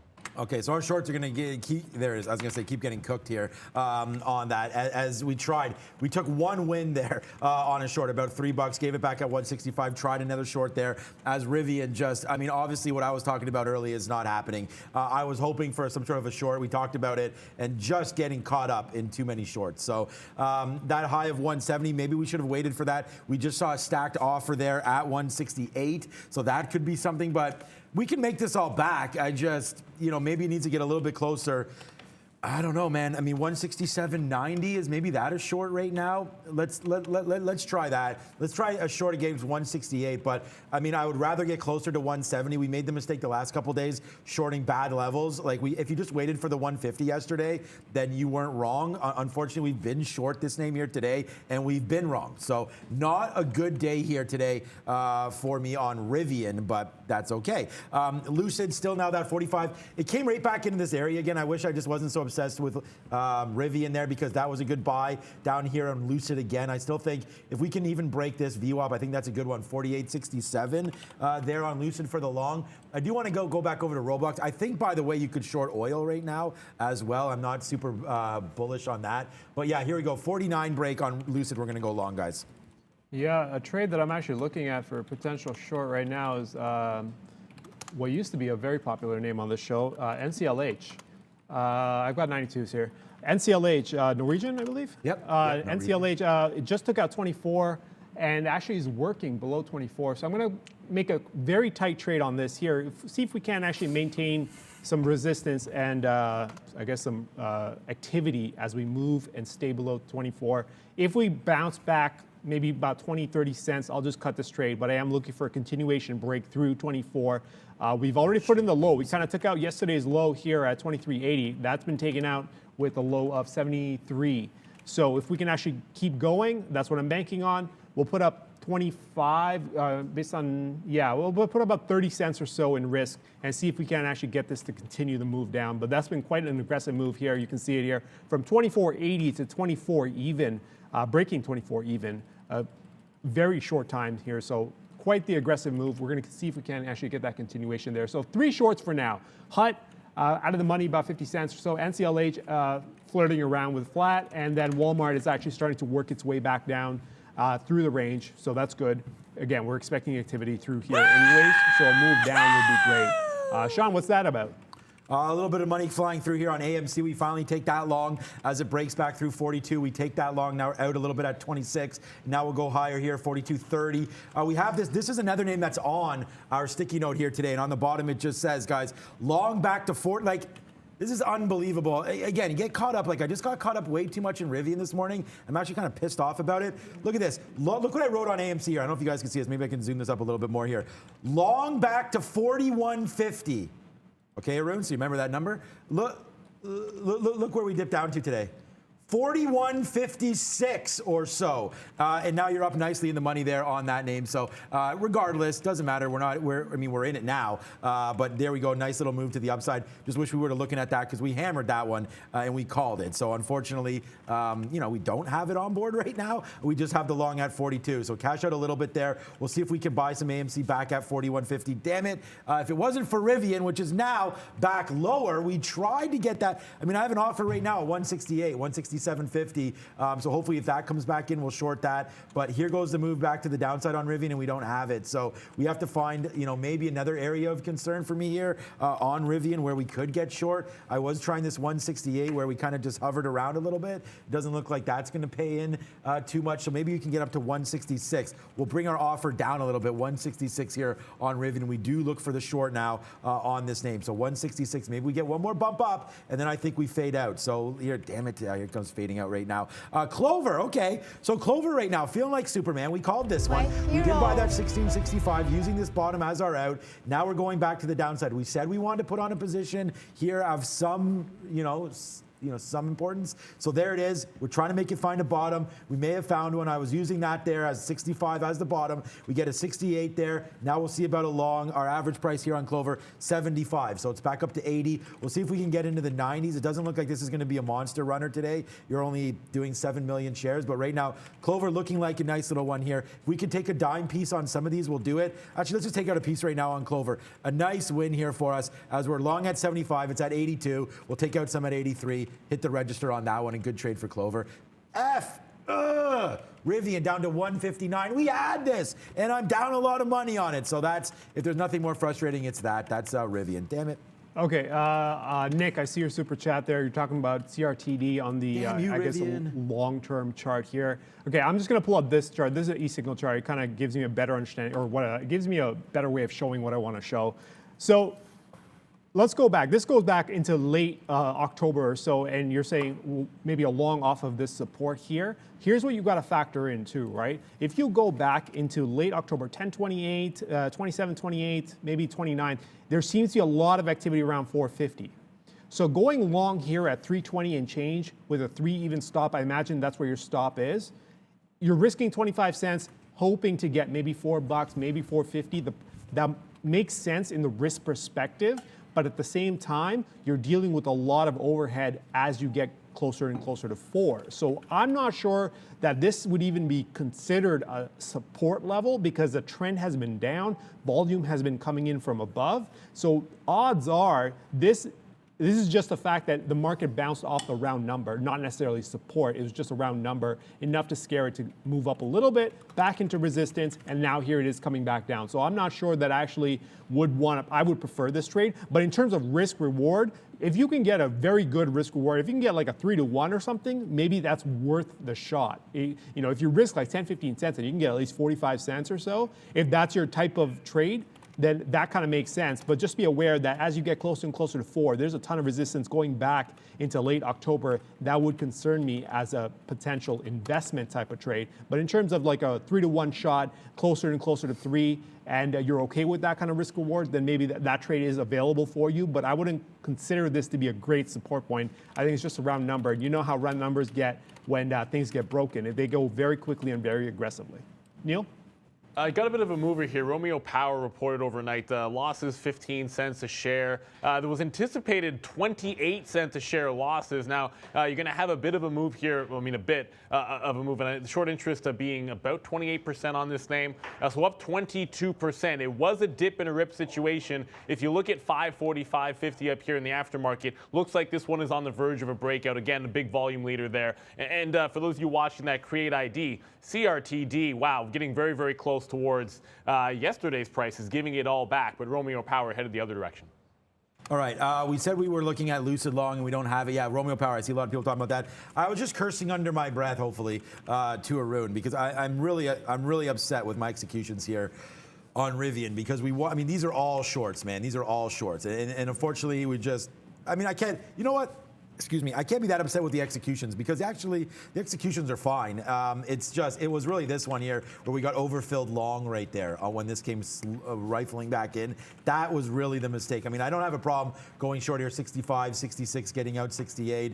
Other than that, we have one loser there, one winner there. It was really this one, that's a sell. So, because we were caught long at 165 and we had to sell it at the day's low. We didn't have to, but when it was breaking, I was so planned for a short that I didn't want to hold this, and then it just rifles right back up. So it's more just the fact that I'm pissed off than anything else. Okay, Prague, but you know what? We can make it back because look at everything else that we have right now. Prague, 10 cents in the money. Clover, 12, 15 cents in the money. AMC, now back down. We took that out. We're going to get longer on AMC right now. Hopefully that can come through. But there goes Prague back upside. We tried to take some bids, missed it. We were down here at 410. Doesn't hit us. So let's get out of some Prague as there's a seller right there, man. If we could put some money in our pocket on this thing, we should do it right now. Yeah, so we'll just do an update on our positions as well. We just got into, we got into NCLH not too long ago. That's going about 8 cents. It's starting to move. You can't expect a whole lot from this stock again, right? It's been fairly tight for the most part. We're risking about 30 cents or so. We're not expecting too much, but we'll let it flow and see if it can actually work its way maybe towards 23.50. That could be a nice little trade there. At the end of the day, it doesn't have to be big winners. It just has to be decent point gainers on your sizes, right? The other one, HUT, starting to rotate off this. Well, it's not really rotating off the 114 even, but it is starting to respect the 1420. That's the area we're looking at anyway, so that's a good sign for this stock to maintain its resistance level. And Walmart fell off this resistance point. Remember, we got a short initially, got out because there's something, I didn't like the way things were looking, got out, took a small hit there, and then once we opened, found out that, you know what, everything's good, we can get back into the short, you get back into the short, and here we are with $1.37 in the money as it's heading towards 144. So that's a good sign. For the way that things have been moving on Walmart, again, some things take time, and it's okay to cut your trade if you don't like how things are moving. Don't cut it because you're nervous, but it has to make sense in terms of technical analysis or whatever analysis you do. As long as it makes sense at that point, then do what you need to do to kind of control your risk and kind of step out of the way if things are getting a little dicey. I do that often. I don't get involved in my trades just because they're making me nervous, but I do cut them if I don't like how things are moving around, maybe to reprice at a better price or whatever the case is, take losses when I don't want to have to give up the full trade because it's not worth the full risk. Sometimes you get into a trade, you're like, oh yeah, I'm going to put up full risk on this trade, and then you're in this trade and the activity seems off. Then, you know, with experience and with time, and the longer you do it, the better your gut feeling gets. You kind of start working your way down. You're like, maybe not yet. You know, pull back a little bit. And that's kind of the thing that you got to learn too. As the more and more you trade, the better you get, obviously, at it, just like anything else. So just be aware that there's nothing wrong with walking away from a trade because something doesn't look right. I would suggest doing that more often than not because odds are there's something you're seeing that you physically can't explain, but you have done it so often that you can be like, you know what, something's not right. I'm going to walk away from this. And here we are, sitting in 3 trades and looking for some more. See if we can get some more that come through. SNDL, huge spike. Dominic, okay. Let's take a quick look at SNDL because I don't think this was 82.69. It's a weed name, so Sundial. We could check out some other weed names as well. Let's see. I wouldn't call that a huge spike. I mean, I guess it's I don't see anything on 5 cents on a 78-cent stock. Yeah, you could right, argue that. But I mean, given the way it's trading, I'm not going to do a whole lot. I'm not sure what the upside is on this stock. So we're just going to keep the 3 that we have. Oh, there you go. Walmart just took out 144. Now, $1.85 in the money. And PLBI. Oh, Neil's up. Playboy. When he called it out, I'm like, maybe, you know what? I actually want to trade this stock. So I put a bid down, 36 with the 34 stop. So we are long on Playboy at 36. Yeah, 36 is right back inside now for Playboy. I'm honestly, like, Rivian's at... Let me read my notes. Take the pre-market long, then look short. Maybe I need my glasses on. Let's put on the glasses. Okay, let's put on these glasses here. Thank you. Oh, I got fingerprints on here. They got some, these are gunners. So apparently I was complaining about blue light, so we got these glasses and I really haven't worn them since. There it is. Okay, so now we can trade a little bit clearer now. Oh man, I'm still upset at Rivian. That doesn't make any sense. Okay, let's go. Right now, so we did take an average long on Lucid here. We do see this 46.50. So I'm going to try to play this until 46.50 breaks. Again, like a long Lucid here, as you can see, as this keeps fading out. We wanted the short on Rivian. I have to change. I have to not have Rivian up as one of my level 2s because that's just bothering me way too much now. So we'll go back into that at some point. But if this takes out this 46.50, which it looks like it's trying to do right now, man, wow, EV is not loved right now at all as Lucid continues to go to the downside. But what is loved right now, we'll spend a little bit of money for this. Money. We talked about finding the bottom for Clover. This, again, is another one that's right on our watch list here today, where we talked about waiting for it to find a bottom. We saw it make that 65 bottom. We took a 68 long using 60 there as a bottom, and it's just made its way back to the upside. So that's a good trade so far. Prague is a good trade so far for us. And we got my favorite ever. We got the... Okay, I'm reloading. We got the reload on AMC down there at 41.80. Took it out at 42. Now we'll see if it can go back to the upside. Honestly, that Rivian's at 154, and I'm going to start to snap a little bit, but whatever. We are going to be red on that stock, and I just wish... I'm more upset that we don't have the short. I mean, you know, we tried to put it on here, got way too... Like, when it was at 166, I waited for 167. I should have just hit that short. We'd have made it all back right now. Any kind of pops up to 160, we go to short Rivian. So far, so good. There goes Clover, though, nicely through 92 again. What's up, Neil? All I will say is the direction was definitely right. If I was trading that, I guarantee I would have made the actual top wick on that for sure. But it's absolutely a great call. I'm going to look here at everyone. Your power is still going a little bit, but it's QuantumScape that I wanted to get to quickly. Is my I don't know. We're a few things working well and some others not, like my group link here. But either way, QuantumScape now down 11%, short sale restricted, and absolutely tanking. So as you talked about there with some of the EV names coming back in.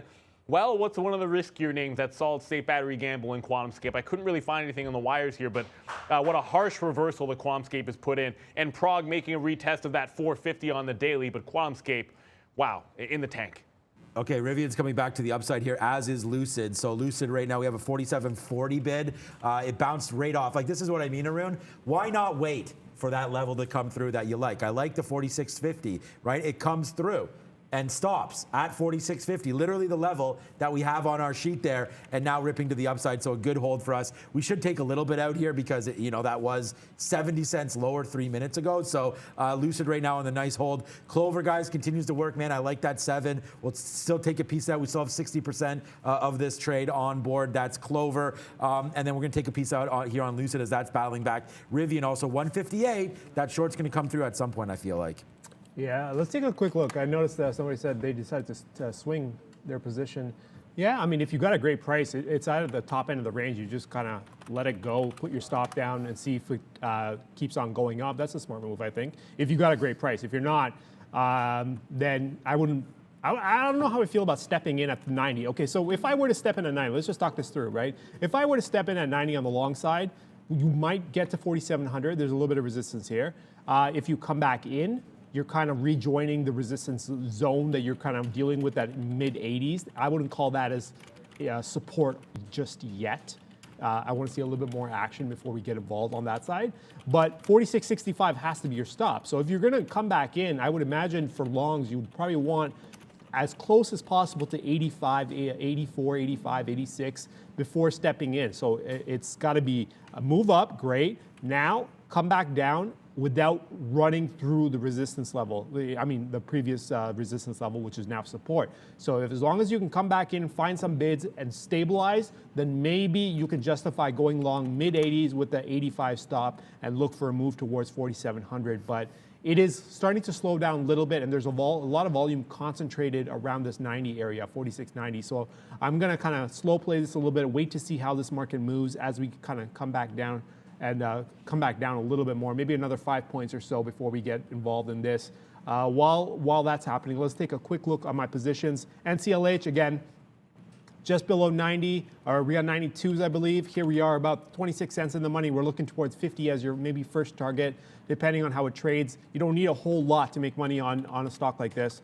Walmart stalling around 144. It got through, but now it's kind of bouncing up a little bit. We're just gonna have to work some trail in, move the trail stop. I'm thinking maybe above 145. It should not bounce back up again. If it does, we might have to walk away from this. Let me take a quick, better look at that.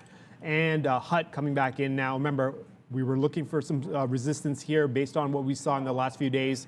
So it's good to see that there's actually some selling coming in as we get through this 1410, 1420 area. So that's great. So that kind of keeps the three shorts perfectly fine. I'm happy with the way things are moving.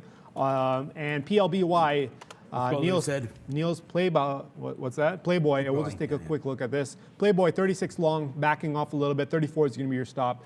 Given how much volume this thing is doing, it's barely moving around. So you might actually be stuck in this trade as it sets up. But again, multi-day consolidation, 33.5 was your breakout point. The fact that we got above aggressively kind of helps the case for the long. But it does seem like volume has kind of died off a little bit. So we're going to have to wait for this trade to play itself out. And at this point, name of the game is patience, I think. Not a whole lot. I wouldn't force anything else at this point. Markets are up. NASDAQ's up 0.3 and ES is up just underneath 0.3. So relatively in sync. Sometimes what you want to do is pay attention to the way NASDAQ and ES are moving. Remember, NASDAQ is more tech heavy, right? So if you see a big divergence in the percentages between the two indexes, then you can understand that the moves are happening in a sector, specifically tech, versus the other. So keep an eye on that. Maybe use them against each other. You can even hedge and do other fancy things, but I would keep an eye on how the futures move relative to each other. I like that. Do other fancy things. I like that. Thank God we're perfect on absolutely everything else today. AMC, you know, a dime in the money, but who cares? That's going to go up, hopefully, anyways. Clover, beautiful trade on Clover, man. Thank God that's working out for us. Lucid, hell yeah, on Lucid, buying the dips. You can see where we're long, 47.20. That's flat right now, but we already hit Lucid real good today, so happy with that play. And then Prague, look at Prague. Let's go, Prague. Shout out to everybody. Spit it. Money, money, money, money, money, You know, money, everybody money, that was money. talking Prague over and over and over again, there's the win for it right now, up to 470. A good trade here on Prague. Let's get out now and just, you know, count our chickens here because honestly, it's a nice move. We still have that $5 area coming into play now, but I think this is a good move for us on Prague. It's come back in Progenity, come back in a little bit there. We got out, we shouldn't have. We got at the same levels. Now it's ripping to the high side here, so Prague starting to work. Lucid coming back in a little bit, so shouldn't have celebrated that move yet. I did notice, I see you on there, Jude. Great call on Tesla as that bottom there at 1,000. Wow. Arun, man, that held like crazy at 930. We talked about that $1,000 level. I wanted it to see about 980 on a break, but it holds that 1,000 right up there to 1040. Wow. Took that one out. Ugh, that's going to be a good long again, I think, on that break. So right now, Tesla, congratulations anybody who had that. AMC, Clover, Lucid, Prague, and that Rivian, man. Damn you, Rivian. I hate your guts. And hopefully we'll be able to get that back again. Oh, should have shorted 160 again. We're actually waiting for 162 right here on VWAP to short on that one. But over there at the big screen with happening now, it's Mr. Neil Roberts. Yes, sir. That Prague, what an unbelievable move. 410 break, 10% to 450, 450, 10% to $5. Makes a lot of sense to me. We'll see what happens there. Across the board, it's not a huge move in the overall market. The S&P only about up 1/3%. I'm going to skip the Dow for a quick second, showing you the NASDAQ up 1/4. NASDAQ 100 doing a little bit better there. You are seeing negative territory and some other names we don't care too much about, but it's the Dow. That Dow sitting up 0.5%. I can tell you right now, Disney catching a bounce to the upside, getting right through that 160 or getting to that 160 mark. So looks like a bit of a leader right now for the Dow is going to be Disney. Some issues with showing the charts, but I can tell you're going to want to watch Disney today. Of course, we noted them on the upgrades and downgrades. Heck of a lot still moving in the markets. That Tesla, worth mentioning, that 1,035 level that it keeps checking up at, that was that random spike yesterday in the afternoon at the close. It got up to that level and reversed when it tried to go positive. So big level forming randomly in the mid-30s on Tesla.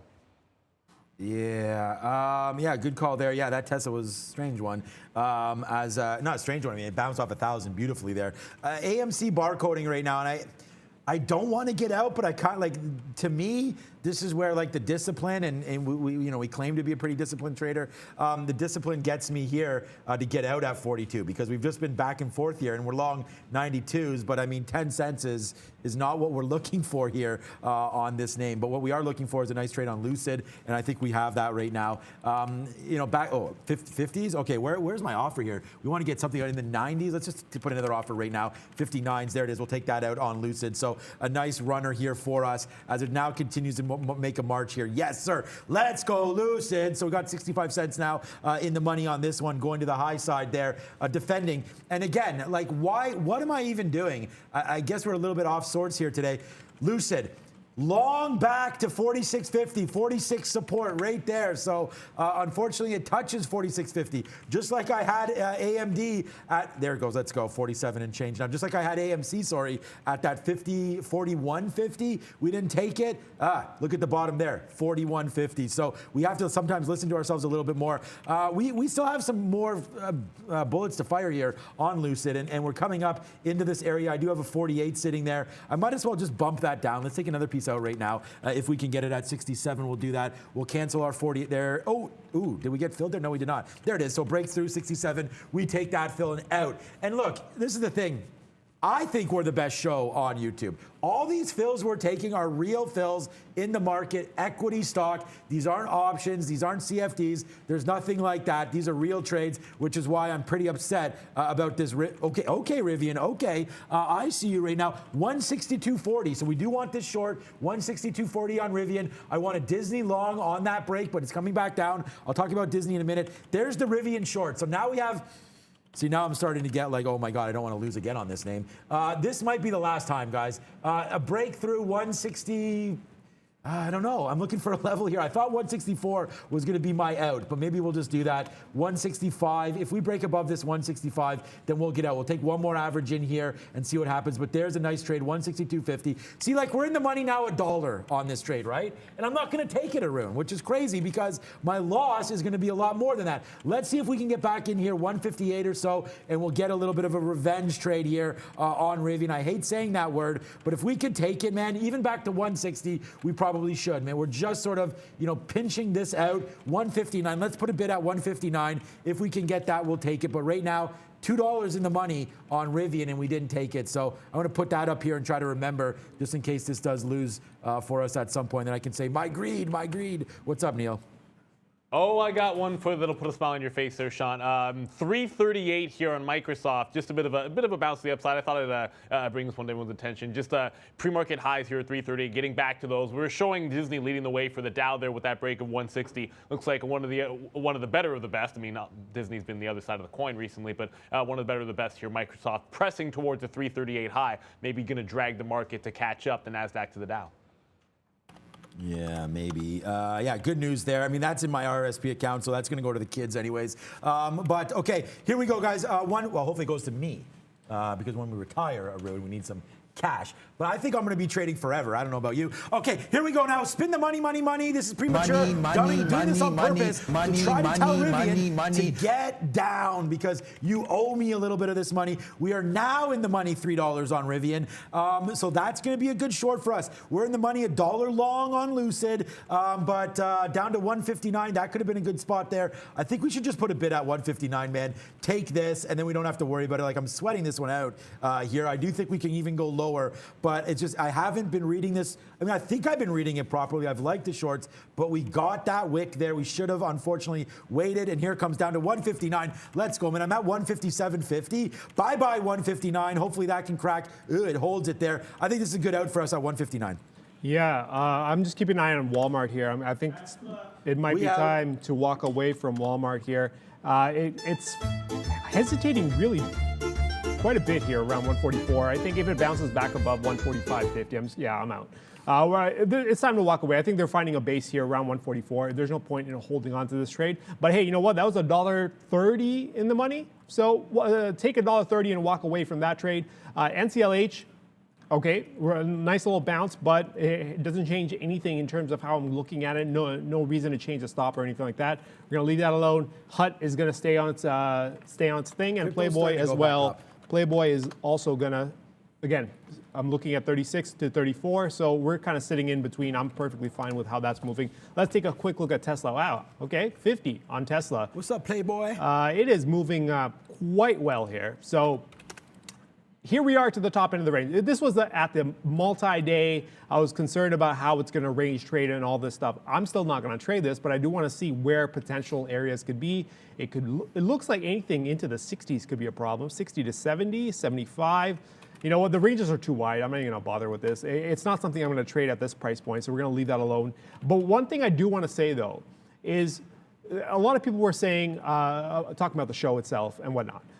It's easy to pretend to be something on YouTube. The reason why you never see me smile is because I've got money on the line. I don't have time to smile. I've got to focus on what I'm doing. So when I'm thinking, I'm straight-faced, and that's why a lot of times if the camera comes to me and I'm not smiling, because we're putting real money on the line, and it's constantly either making or losing money, and you can't play around when there's money involved, right? So that's why we're kind of, at least for me, I'm a little bit more straight-faced when I do things, so just be aware that that's the reason why I'm not smiling. It's not because I'm a mean guy, it's just that... Are people upset that you're not smiling? No, there's been a couple comments, and it comes up all the time. It's just how I am when I'm thinking. I'm very straight-faced, so I'm sure it comes up. So I just wanted to get ahead of it and just let people know why. At least this way, it can be like, oh, that's why, because he's thinking about something. We are working some trades. NCLA, well, not that one. Oh, DKNG. This came in the chat, and I was actually looking at this. DKNG actually got through. Someone was asking if that's a double bottom. No. I'm thinking potential short here. If we can actually stay below 80, I think activate a short here with a 40 stop, so $1.20 in risk or so. I do like the idea of going short below 39. I was just waiting to see how this traded below 39 before I got involved. It looks like the short is still going to be valid We're going to wait for this a little bit more, and then I think we're going to go ahead and take the shot on the short side with the 40 stop. I did want to talk a little bit. Yeah, so here's my straight face. Yeah, no, and this is, you know, I did a little thing, and I got to give a shout out to Rob for that when I did the Commerce Trader thing.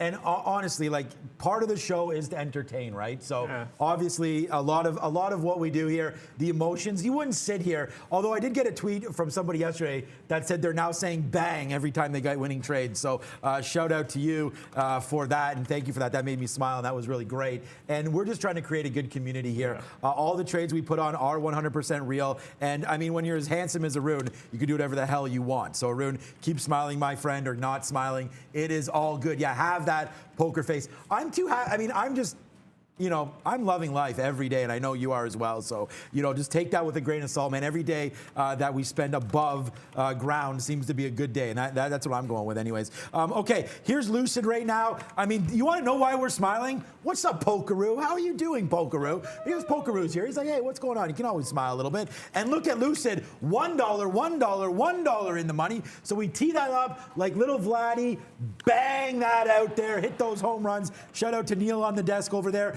And big. He's not that little, man. The little not that little. No, he ain't little. He's probably bigger than, I don't know if he's taller than his dad, but he's definitely a wider dude. No. That's for damn sure. But I only call him Little Vladdy because of Sir Vladimir Guerrero. Already in the Hall of Fame, slowly and surely, young Vlad will get to the Hall at some point. I just jinxed him right there, but I mean, the trajectory. Before we go back to Neil, just quickly here, Rivian, good dump down, 163. Look where we got out, 159. So that's 162.50, sorry, not 163, and out 159.10. So a nice little $3 win, or $2.80, whatever it was there on Rivian. My math is probably wrong. I did want to look at Roblox. I see someone saying that this was going to be a trade for me today, that I was only going to look long, and yeah, there it goes, upside right now for Roblox. What's up, Neil? One, Vladdy is, I think, shorter than his dad. I'm 99% sure. But the Go EV here making a spike up 14%. You're seeing it go upside here. Just showing a lot on the call here, expanding its Oklahoma partnership to include R&D, investments expected to bring in like 700 extra jobs. There's a lot going on this morning, and definitely the conference call last night being received pretty well. But you're getting a secondary breakout. We're just going to watch this on the daily chart here. This is 960, so this is a top. It's currently making right here at 960. I don't know if it's going to put a reverse at that price, but certainly just like Prague is making a bit of a breakout, continuing through 450. You're seeing a secondary push here on Go EV. The EV space is the theme of the week. I don't think that's going anywhere. I, for one, will sign up to wear a resting Arun face shirt. That would be a hot hit. A lot of shirts. There should be a pineapple pizza shirt. Yep, there should be coming, there should be whatever, my face shirt. There should be a lot of shirts. There should be a pew pew. Where's your pew pew, man? Yeah, I haven't done that yet. We'll do it when it's appropriate. Don't worry about it. No. I've got the Walmart trade, so I'll just put this up. Pew pew it. There you go. Pew pew it. See? There you There's go. a smile. We got it. Yes. I'm in between trades right now. I'm in between trades, so I'm kind of in relaxed mode right now. Until I find my next trade, which might be Go EV. I actually was pulling up this chart just before Neil actually talked about this. 9 even, it wasn't on my radar at all. I didn't bother looking at this. It never came up anywhere. But the 9 even break would have been a great trade. Obviously, you get this move from 905 up to 962 now. So you get that little movement there. But the 9 even trade could open up the door. There's not a whole lot stopping this stock in terms of support or resistance. So what I would do is actually, given the trade is gone now, mark this off. Take a look at it again maybe tomorrow or the day after, because now this market's opening up, providing opportunity at some point for a trade to be available on this stock. So just definitely mark this down, and we can definitely trade this at another point on Go EV. Not a whole lot more. I've still got that Playboy, the HUT, and the NCLH. We're just waiting for those trades to work out. We're out of that Walmart trade. How's Walmart doing now that we're out of it? Now, Walmart is not a NASDAQ stock. I don't know. It's at 144. So it backed back down. It got back down below 144. But I'm perfectly okay with the way that it's been moving around. There's no way I had a better location for a stop. Where would you put your stop? For me, if I don't take about 144.50, I'm not sure where I can actually put the stop. So I can take my $1.30 and walk away and be happy. Sometimes you're going to have to do that because there's going to be trades you get out of it and it keeps on going in a big way. So just be aware that it's perfectly fine to take profit and walk away. If you guys remember in the pre-market here with Walmart, I did say that this is not a buy.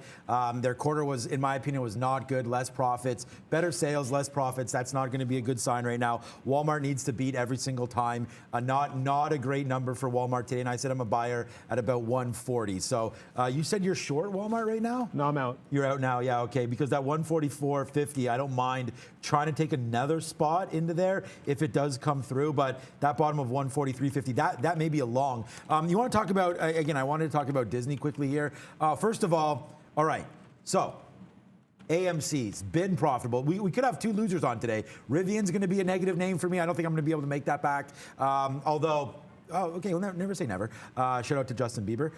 We will right now wait to see. We're at that spot right now that we like for, no, it's going to look better on a 20-minute chart. Right here, this 41.50, right here, right? So if you come, there you go, we'll zoom back. Let's see if I can zoom this in a little bit. It goes back just to yesterday, and then we have some levels back in here of 41 back here. So this is 41.50, so we are cracking lower. If this takes out 41.25, we'll be gone. I don't need to average into this. We've done really well on AMC in the past, and I don't need to be on this if it does drip down in. That 41.25 is going to be a killer spot for me. So it's not holding this 41.50 now. So we'll stop averaging into this. We do have our out. It's already planned out there. 41.25 break. We're gone on AMC. So just to give you guys an idea, that is how I trade. Always, and I know Prad's talked about this. Obviously, Neil's talked about this. We all have. You have to have an out before you even get in. So right now, that's going to be the out. 41.25. We've already ticked down there once. That's where my concern is going to lie. So we did look again. Look at Lucid, man, right back up. Like this is a long tick, tick, tick, tick. I mean, it's averaged from that. So that's why it's not a monster. I mean, it's still, my number one stock today by far is going to be Lucid. You see why we crushed it, and we crushed it again. So, but it does bounce off view up there, 48.20. So for me, I'm going to put an offer at 48, get out, and if it continues to move upside, then it does. We can always take another break through 48.50. I like that, but I think for right now, this is starting to come back in. We could check on our Rivian.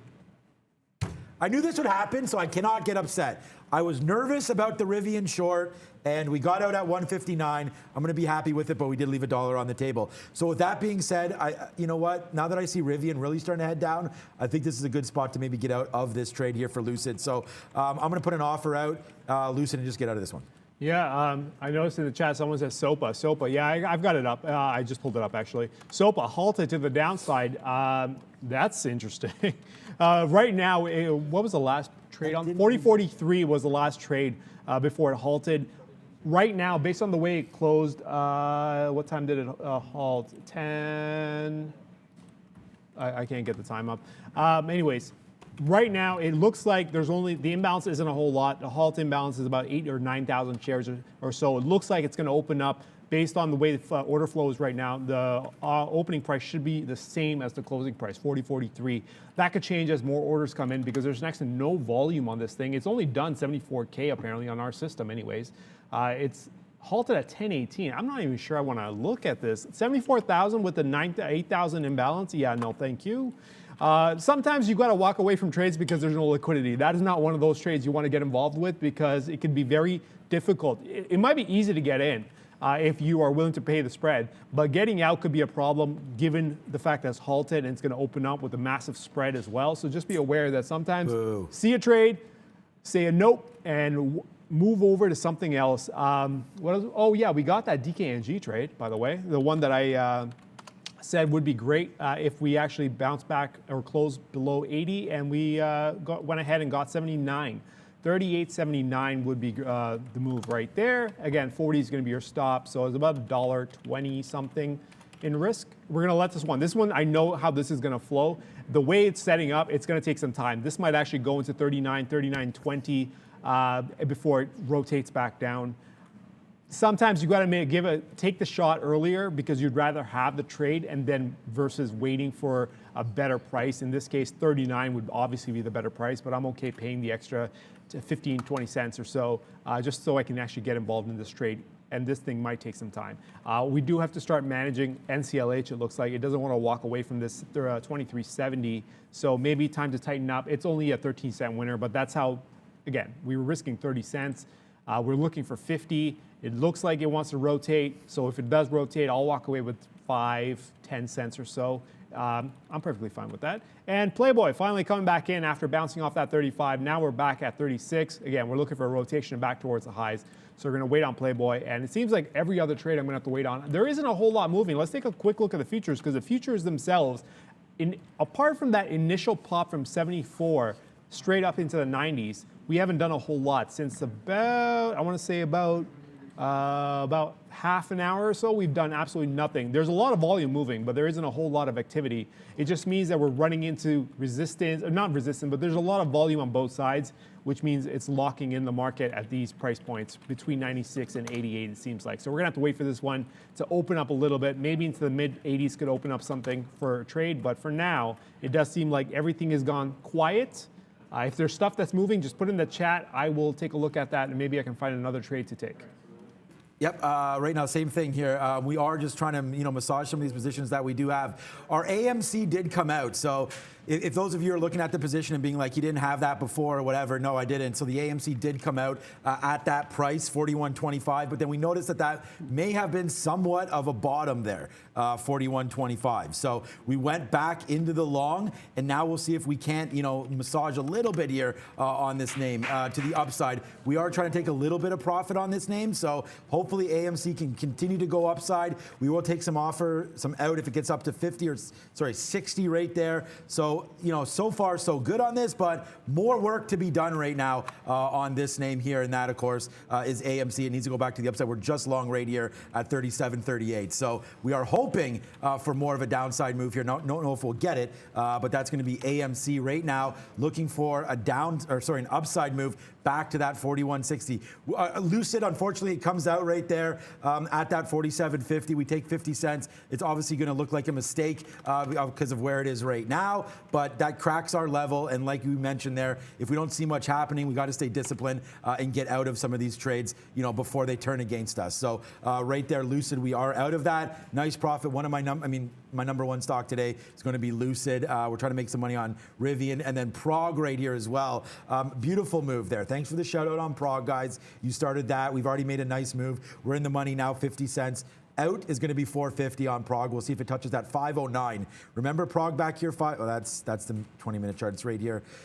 Prog, that's the daily right here. This is what we need. This 509 level here, $5. So I think with Prog visits $5, we can get out of that one. But so far, so good here today. Just one misstep on that Rivian, and we'll look to get a few more trades when we get back from Neil at the big screen. The small cap recap. So from Prague to a couple of ones here, and one KZR Life Sciences. You will find that on the free watch list. Got a positive result for a kidney treatment there. And look, ultimately, this is going to be that situation where you get the gap up, consolidation down, and then fade style trade here. You do see the gap. It'll be through these prices at $10. Very, very clean. Puts in a high in the pre-market, and then you get the clean consolidation lower at 13 even. Right at the open, you're going to see it give you that little failure off the lower high, and then your sort of normal flush into the downside. One that I'm kind of kicking myself for missing, because that's about as low-hanging fruit for the small caps that you're going to find. And sliding on over to Prague, which obviously this has been the one that's been a little bit easier for a bit of a runner. And we talked a little bit about that 410 breakout. That was your first level. It was a double top at the open on the break up towards that 450 that we're looking at here on the daily chart. Once it got through there, it was a cover in front in case it faded. It did not fade. It's been a breakout since. I got some out in that 75 range when it failed at 480. Talk about 450 quarters to $5. I'm really going to target that 5. I mean, obviously that 510 level does stand out a bit. I'm looking at that $5 range if it can break out a second time. There is that opportunity. I do think if it breaks 5, cannot get through that 510 that Sean talked about, could be a bit of a failure, and then I would like a short back through with a 510 stop. A lot of times when people take an even dollar break and there's a level just a little bit higher on the daily chart, which can be of concern, then you've trapped some longs in that case. Until then, all systems go for the Prague long, looking very, very strong. And that SOPA, I think it was still open back up and still flushing a little bit there. So the volume, too small for me as well, Arun.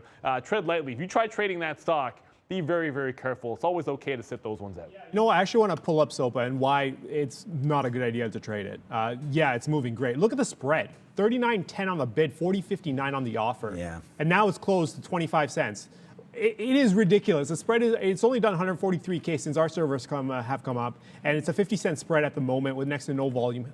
So, I mean, just be smart about it. Getting a trade is one thing, but being able to get out and cash your profits, paper profits don't mean anything if you can't cash it out. So SOPA is definitely not one to look at. One I do want to look at, Nike. The chat put it up, and I saw Nike. Wow, Nike. Tell me it's going up. It is at 173 on fire today. And I mean, the initial trade you could have taken was what? If you had seen it fast enough, maybe 170 half, 171. Now you're into a potential fade area, right? If it starts to slow down and starts to work back under 172, I might be able to use 174 as a stop. But that's the only potential shot that I could take on this stock. There's not a whole lot that I would do with Nike apart from that one shot to the short side, because I'm not sure where, even if you were to try to catch a long, where do you go long? I think the window has closed for a trade. Sometimes that's what you got to understand as well.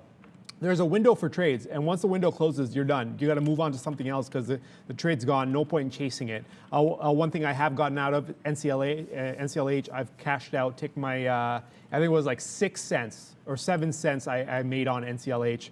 Hey, you know what? That's perfectly fine. You have enough shares. That's more than enough money.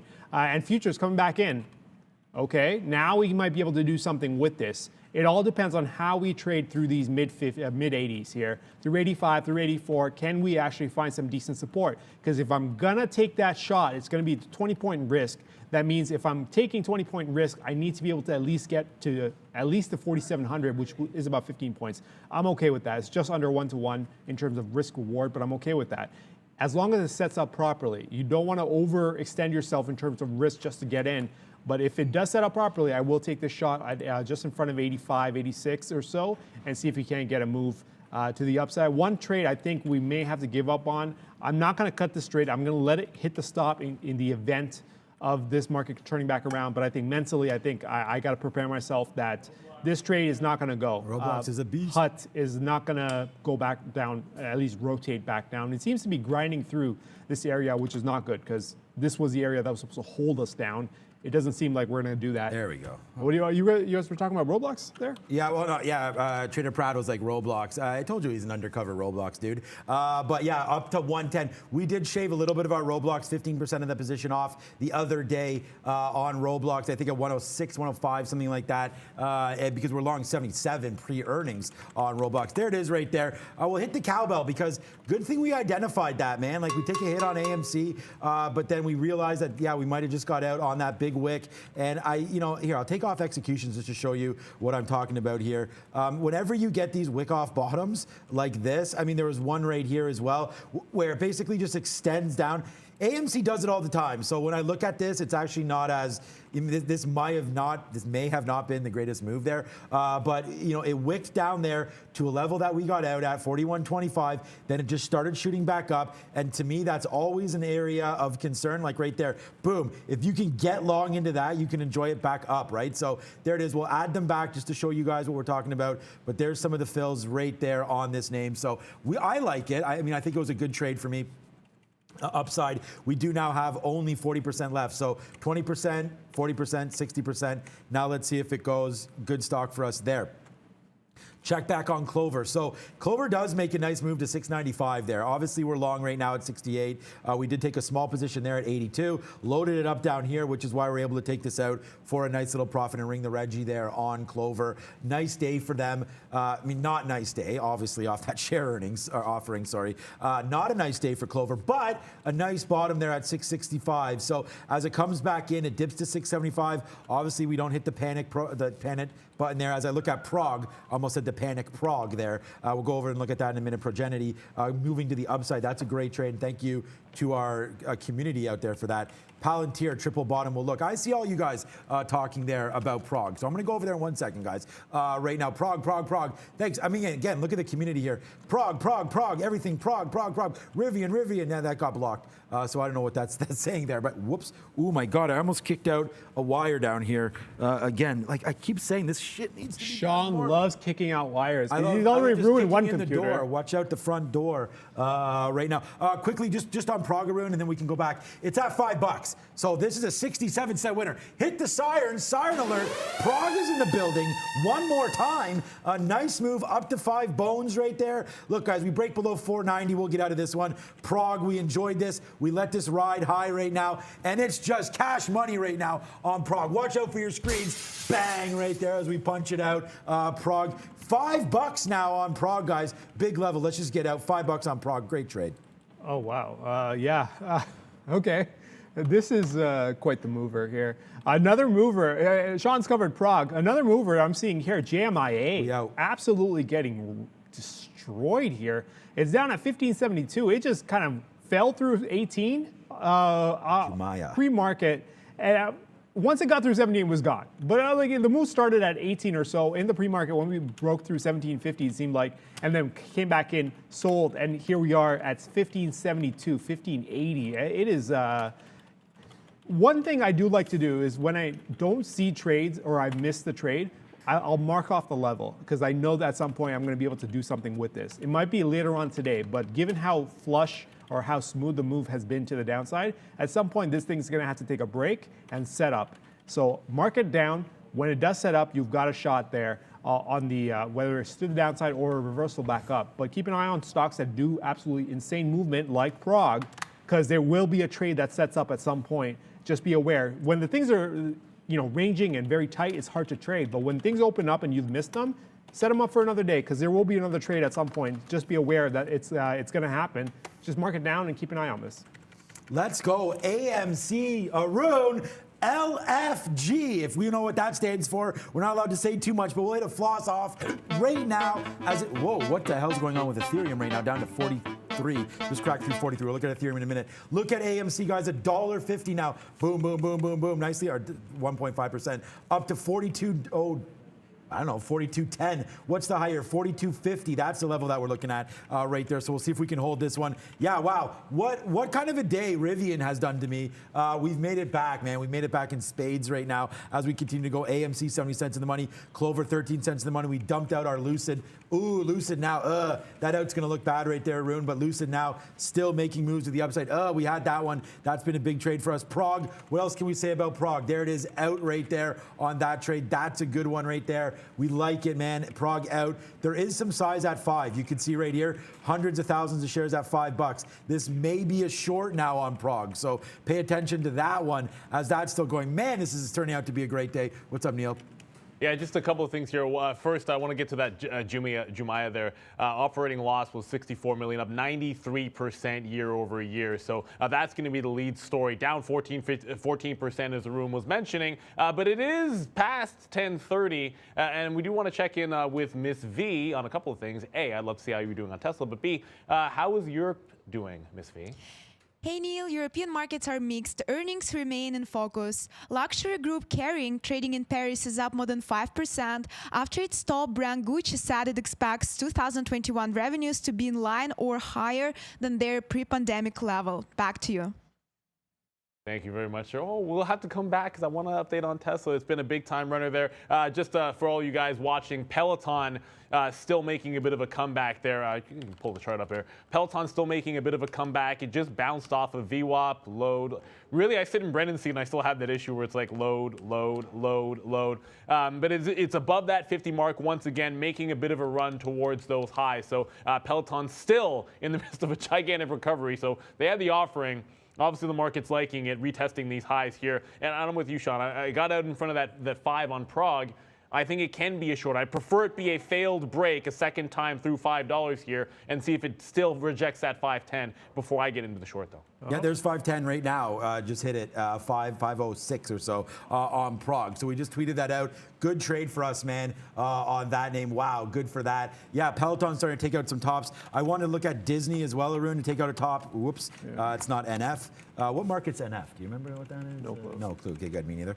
All right, so Disney.NF. Nope. Disney.NY. I think it's futures or something. We were looking at, you know, I think it's like New Zealand or something. No, that's NZ. I think NF is futures. I'll look into it. What kind of future? Yeah, anyways, okay. Well, honestly, you don't have to look into it. Okay, so Lucid takes out 49 there, actually, on a break. I actually didn't realize we had a Lucid offer there at 40, or a bid to go through 49. Wow, what a great move that's been for Lucid. Let's take some out. We didn't mean to really have this trade, and whenever that happens, you don't necessarily need to have it on. So, darn it, Lucid, look at that. It takes a 40. That was a 49 bid that we had to go long if it did take out that 49. So unfortunately, there it goes up and down, and we don't even mean to have this trade. So clean up your stop orders here, guys. You know, before you go ahead and look at other names. So I laugh, but you know, we're losing some money here, not that much on Lucid as it breaks through 50 there.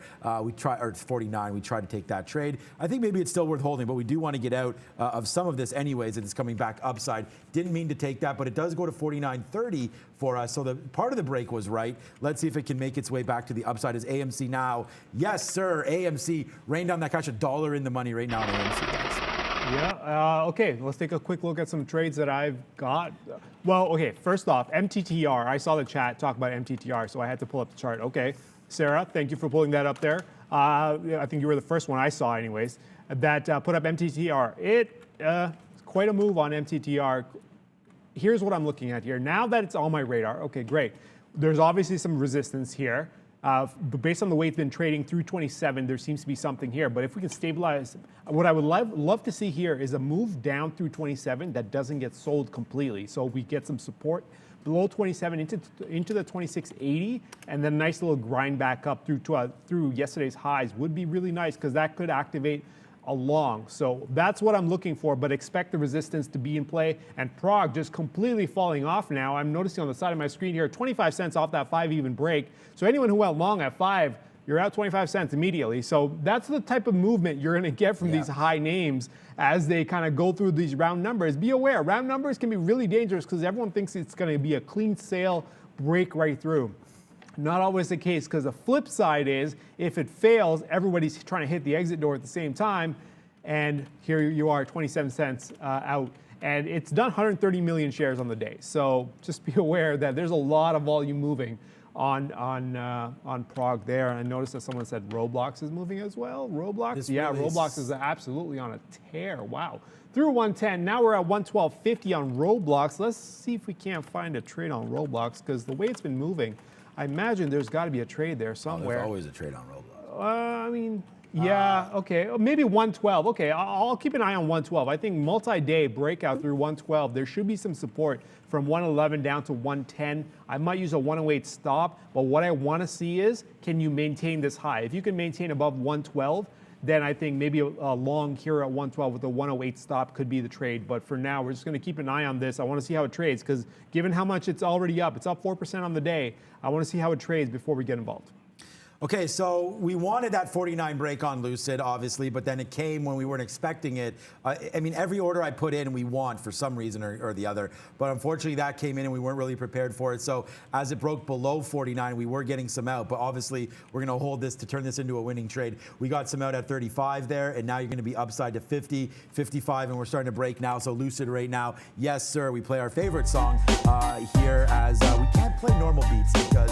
well, this is a normal copyright. one. The copyright. There we go, Arun, with the copyright info right there. So we'll go to the upside. We'll see if it can take out 50, man. We'll offer. Let's just put an offer at 50. If we can make, you know, we'll put it at like 85. I hate saying our offers because sometimes it runs up there and stops for some reason. So we'll offer 85s in and around here. If it takes it out, great. On Lucid, hey, ho-hum, just a 70-cent winner on that one right now as it breaks. Well, we're actually long at 49.10. So we'll see. Hopefully it can go back up. What is saying hold my beer right now? AMC, Arun, $1 plus. Where's that hold my beer graphic? I thought do I even have, oh, there it is right here. Here it is. This. There we go.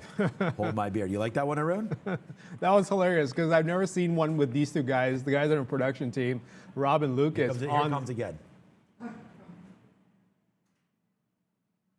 See, Rob smiles, Lucas doesn't. You know what I'm saying? So there you go. Very, very similar to you, but what do you think of that one? That one's pretty good. I like that one. Yeah, because we always say hold my beer, like what AMC's doing to the market. Right now, they just touched out at 42.50. So a drop down here, I think, is a good out for us. Breaking through 42.25. We'll just use that as our mark there for AMC. AMC. Anything you're looking at? Absolutely on fire. Okay, no, Rune. I'm just looking at, well, Playboy. Yes? Neil's Playboy. I'm just going to call this stop. Neil's Playboy. So, because you called it out. There's no way I would have even seen the stock if you hadn't called it out. Playboy, long 36. We're now approaching highs, which is good because now I actually get a chance to move the stop. If this thing were to take the highs out, I would tighten up the stop on this because there's no way I'm going to hold through a double move or a double failure through the 37.50. So I'm going to keep an eye on this. We're $1, just short of $1. I think the spread is actually fairly large on Playboy. Let's take a quick look at Playboy. It's a NASDAQ stock, okay. Yeah, 20 cents on the spread on Playboy. So if we can get through the highs, which seems to be 37.77, if we get through that, I think I can move the stop on this. Even if we can't, depending on how it falls back through 37, I might just move the stop just to protect some gains on this because we've already sat through the first draw. Last thing I want to see is another move back down from the high that we put in initially, which could be dangerous because then it could just fall right through down to our stop, which is 34. Don't want that. So we're going to hold on to this, keep an eye on this very closely, see if we can tighten up the stop because that's right now I got to tighten up the stop. That's the name of the game on this stock anyways. HUT kind of still flirting with that 14.20, nothing to do there. And DKNG is moving. Finally, 30-cent move on DKNG. Okay. So this one, if you remember, I actually went short once we took out 39. Well, I was waiting for the short to before we got involved on this little pop here, waiting for that short. After we got 39, I like the way it was moving. So short, here we are, 30 cents in the money. We're going to let this go. There's nothing to stop us. I'm not seeing anything from the bigger levels here. Yeah, there's nothing really to stop us from continuing. So this might be a trade I'm just going to manage. You know what? No targets, let it go and see how we trade this one out. And NCLH, now it decides to come back up. After going to 90, now it goes back to the lows at 62. All right, I guess our 6-7 cents is going to be enough on NCLH, and we're just going to wait. And in the meantime, we're going to go to, not Brendan, but Neil with Sector Watch. It's okay there, Arun. And look, obviously you just talked about NCLH, and again, I mean, it's sitting right behind me here. You're going to see under consumer services, NCLH down that 7%, leading the way as CCL also down. You got Las Vegas Sands down 3%. Penn is down 2.5%. Caesars. I mean, across the board, all red territory. Now, if you're going to talk about the upside, we talked a little bit about Walmart, but hey, you have Home Depot and Lowe's up 4% for Home Depot. Lowe's up 3.5%. We get the earnings later on, and Etsy up 5% as well, looking very strong. eBay somehow making some moves as well. You're going to see in the durable sector, yes, Nike, Sean, you're going to love that one. Of course, you guys were just talking about that, up 2.5%. Under Armour as well, up 1.5%. What's interesting here is you look over in healthcare, and I love to see Danaher up that 2%, but Biogen down almost a full 3%. The only big red name in that sector, Pfizer, down a small amount, less than 1% there as well. As you come over and look a little bit at information technology. Ooh, what stands out there for me, Oracle up a couple of percentage points, making a bit of a bounce after yesterday's action. Overall, it is somewhat of a flat market, but you are seeing some individual movers here, and just another one in the industrials. GE, General Electric, and Boeing. After some strong moves, and we thought they were on the breakout and following through, of course, GE with that restructuring, rigging the company up, down 3.5%, General Electric, and Boeing down 2.5%. I think that's a good opportunity for both those names. I mean, Boeing chart looks pretty good for the potential breakout, but under some pressure, both of those names here today. So it could be a bit of a buying opportunity there. Those are the stands out, of course, in transportation. You will see the airlines down as well. So, I mean, airlines, of course, falling down with some of those other travel names that we talked about earlier with the casinos as well. So some weakness there. I like the opportunity in Boeing and GE, respectively. Boeing. You know what's funny is Boeing I actually did have on the list earlier today. I think I was marking, of course it did this. I had marked off Boeing 235. I wanted to see how this market traded on Boeing at 235 or above 235. Where does Boeing fail? 235 or 234 in the pre-market.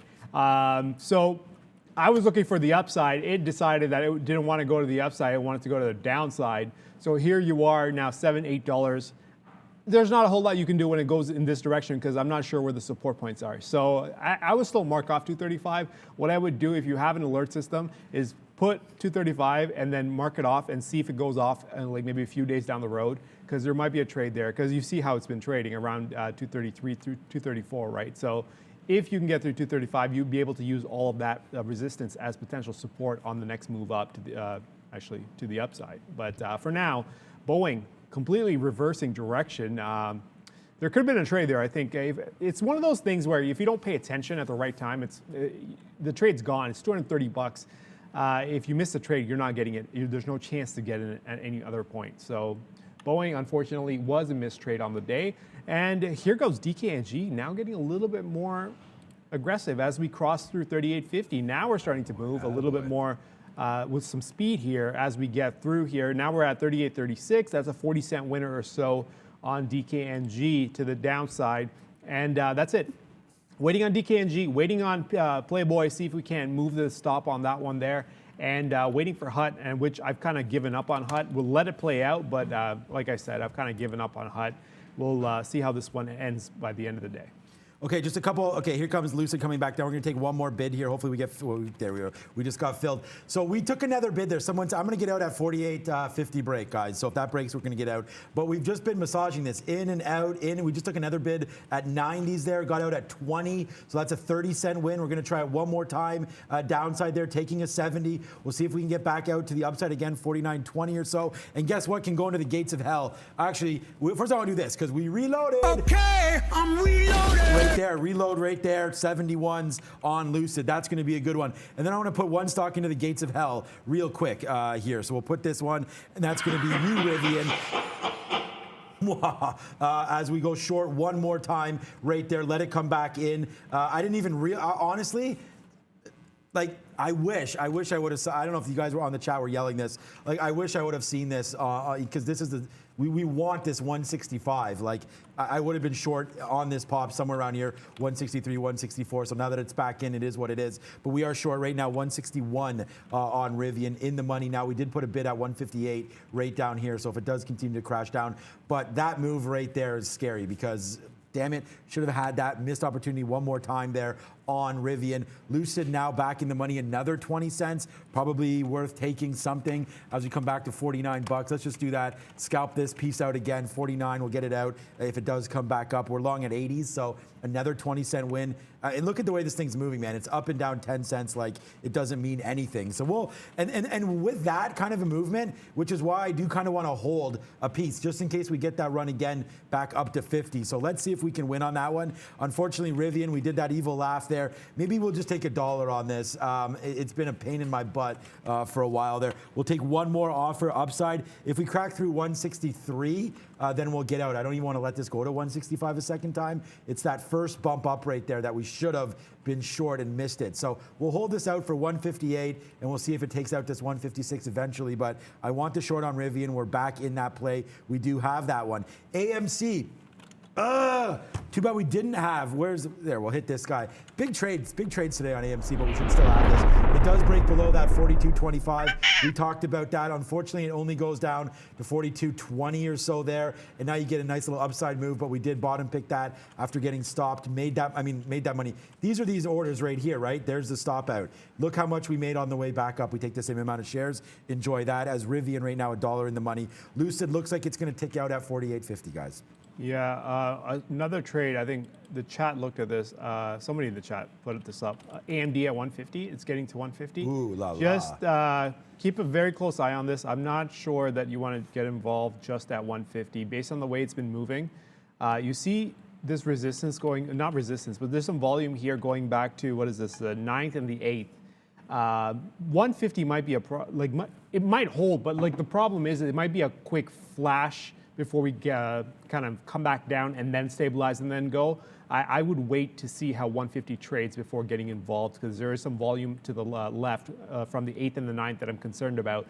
It doesn't mean it's not a long. I just think that I would personally prefer to wait before getting involved on 150, just because of what I'm seeing to the left here a few days ago. So we'll put this up. We'll keep an eye on this, but I am going to keep a very close eye on whether it's time to get long, or whether it's going to be a flash back down to the, say, 149.50 or so, and then a move back up. So am I getting in long immediately, or am I getting in and waiting? And I think I'm leaning towards waiting on this one, given what I'm seeing here.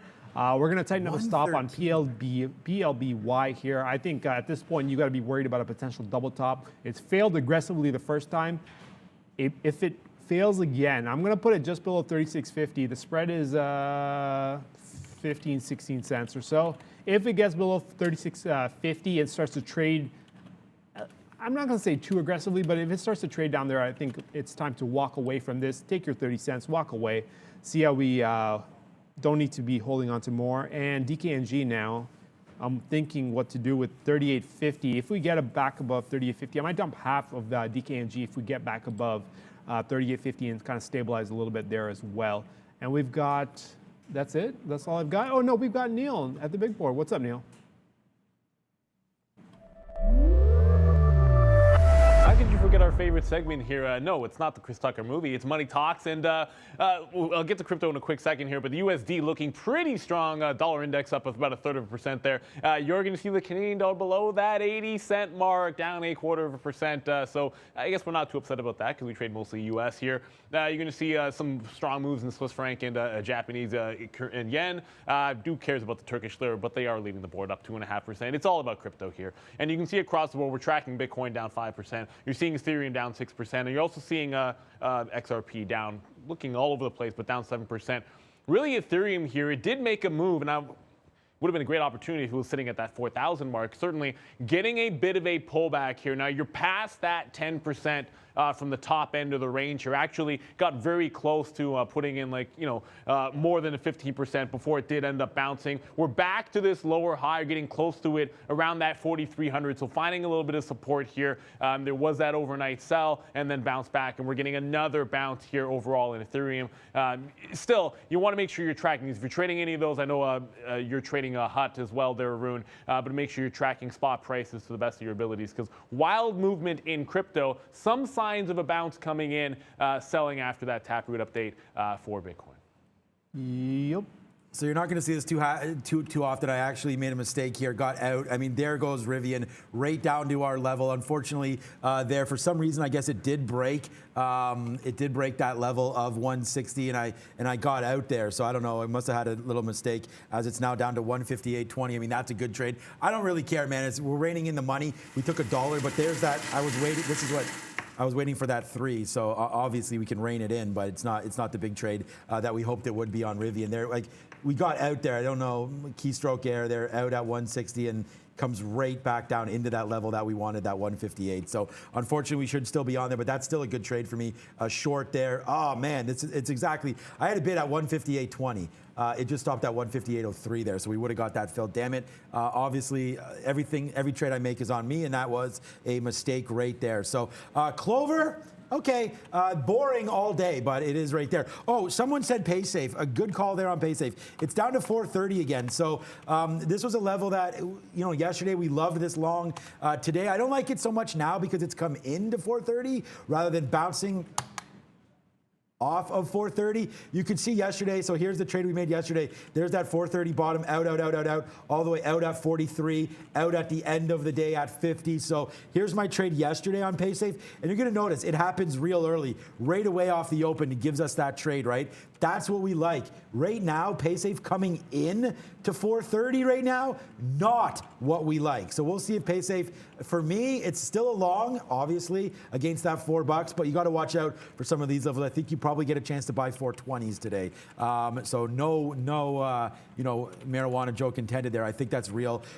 420 there on PaySafe does have a chance. And thanks for the progenity. I mean, someone said that was a great short call. Yes, it was. Unfortunately, there it goes. Look at this, 430 all the way to the downside there. We got out at $5, but I didn't have shorts paid for. Like, if I had shorts paid for, this is one of the easiest reversals again back to the downside. It hits that 509. We talked about that. We talked about that, guys. This level right there, 505. That's exactly where it came to. We gave you that short, so that's another win. So we'll put some money, Bitcoin. I mean, Bitcoin's not doing anything today. But we'll do, hey, Bitcoin's flying around a little bit there. But there it is for Progenity, a big, big win. And how about Lucid, man? Yes, sir. We spin this one more time as we're getting ready to close the show off. What a good trade it's been for me today, Lucid. My number one stock. I made back a hell of a lot of money on Rivian, so that's good. But look at these Lucid defends. Someone asked me, Sean, where's a good level? I said 48.50. Once, twice. It's at 49.50 right now. So a good little long there for us on that name. So we're happy with Lucid here. We just took another piece off at 49. It just ripped to 49.50 again. We're still waiting for $50 to come through on Lucid. That's that trade. So 50 cents in the money on Lucid, a dime for Clover, and Rivian, we should be $3 in the money, but I screwed that one up. AMD, yes, sir. AMD continues, man. Continues to be the pizza pie trade because that stock has been hot fire. That's a pizza with pineapple on it from 100 all the way right up, 50% in the money right here as we just continue to make moves. High side right there, man. AMD, what a great trade. That's in my portfolio. So is Ford that we didn't look at today. You know, let's just quickly review before I go back to, yeah, Ford giving back up. I was going to say it touched 20 bucks earlier. That would have been a short. Ford's been a short at 20 bucks many times. Okay, that's it, man. The show's basically done, Arun. Yeah. How did you feel? Good. Good, I feel good too. We're back, Arun, at 2 o'clock. You can thank Brendan for that. It was 3 o'clock, but we listened to the people. We're back at 2 right now. And then it's going to go over to memes and movers. But right now, what, do we have any earnings tomorrow? We probably do. Yeah, you know, there's actually a few in here. I mean, not as crazy it has been. We're wrapping up earnings season as well. But a few names on the board that I think could be of interest. Certainly something bullseye right in the middle there. Yeah, there's that stock has a target on its head right there. Okay, so Billy, obviously some of these Chinese names. You've seen a nice move here. I mean, we can check back to see what Home Depot's doing if there's any follow through today. Yeah, 390. Yeah. So Lowe's obviously is going to be up today as well. We could check out Lowe's and what they're doing today. That's going to be up. So we're going to look for a very, very similar beat from them. Might be overextended. Lowe's up 4% today already. Target off Walmart. So a few things to look at tomorrow. Yeah, I keep an eye on the retailers here. Target, TJX. We did have some numbers this morning that kind of didn't help the situation. So keep an eye on that. There might be some trades, especially once those earnings come out and you have the landscape with the retail sales that came out as well. Everyone who's screaming AMD, I just want to take a breath. It's okay, because this stock at some point has to take a break, and that's when you step in and take the shot. Now we've cleared some 150s, traded well. I think now as it comes back down, if it comes back down into the 149.50 area, then there might be a long there. There's no point in chasing a stock just because it's going, right? If you're in a trade, you're waiting for it to kind of cash you out, but for now, there's not a whole lot you can do apart from just wait for this Lucid. There you go. Lucid's going. Playboy actually just is going towards the high as well. So a lot of stocks are popping. What are the futures doing? Nothing. Let's go. So they're doing their Lucid. individual moves there. So everybody just, put your orders in and just wait for the fills. Yeah, hit just those take a break. cowbells. Calm down. And there goes Lucid Ray up to 50 bucks, man. That's the play that we're waiting for. So let's take this out. What's up, V? Hey guys, I hope you're having a great day so far.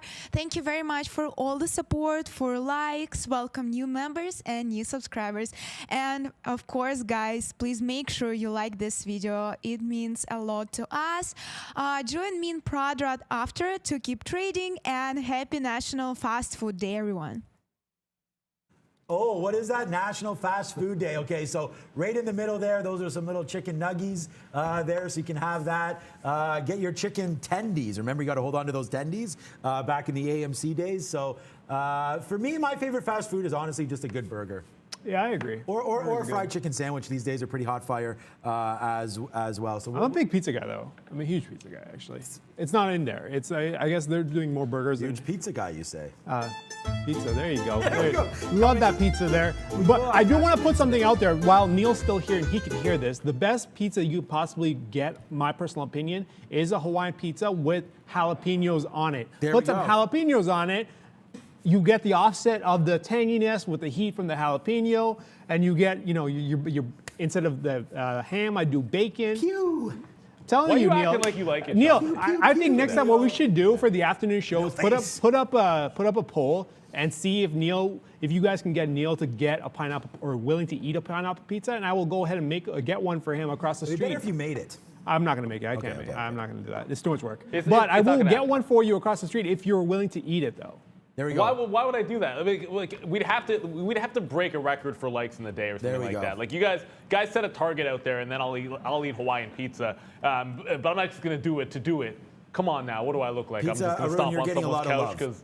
Because everyone knows you got to put jalapenos on your pineapple pizza. Arun, man, I mean, you're getting a lot of love. So there it is. Also, guys, the Lucid, we got out at 50 there, as said. So there's another trade right there. So we can spin it one more time as we're going over some of the trades. Look at that, Lucid. Look what happened there off that 50, Arun. Look at that fall, down to 49 and change. Man, did we pick that or what? Another one.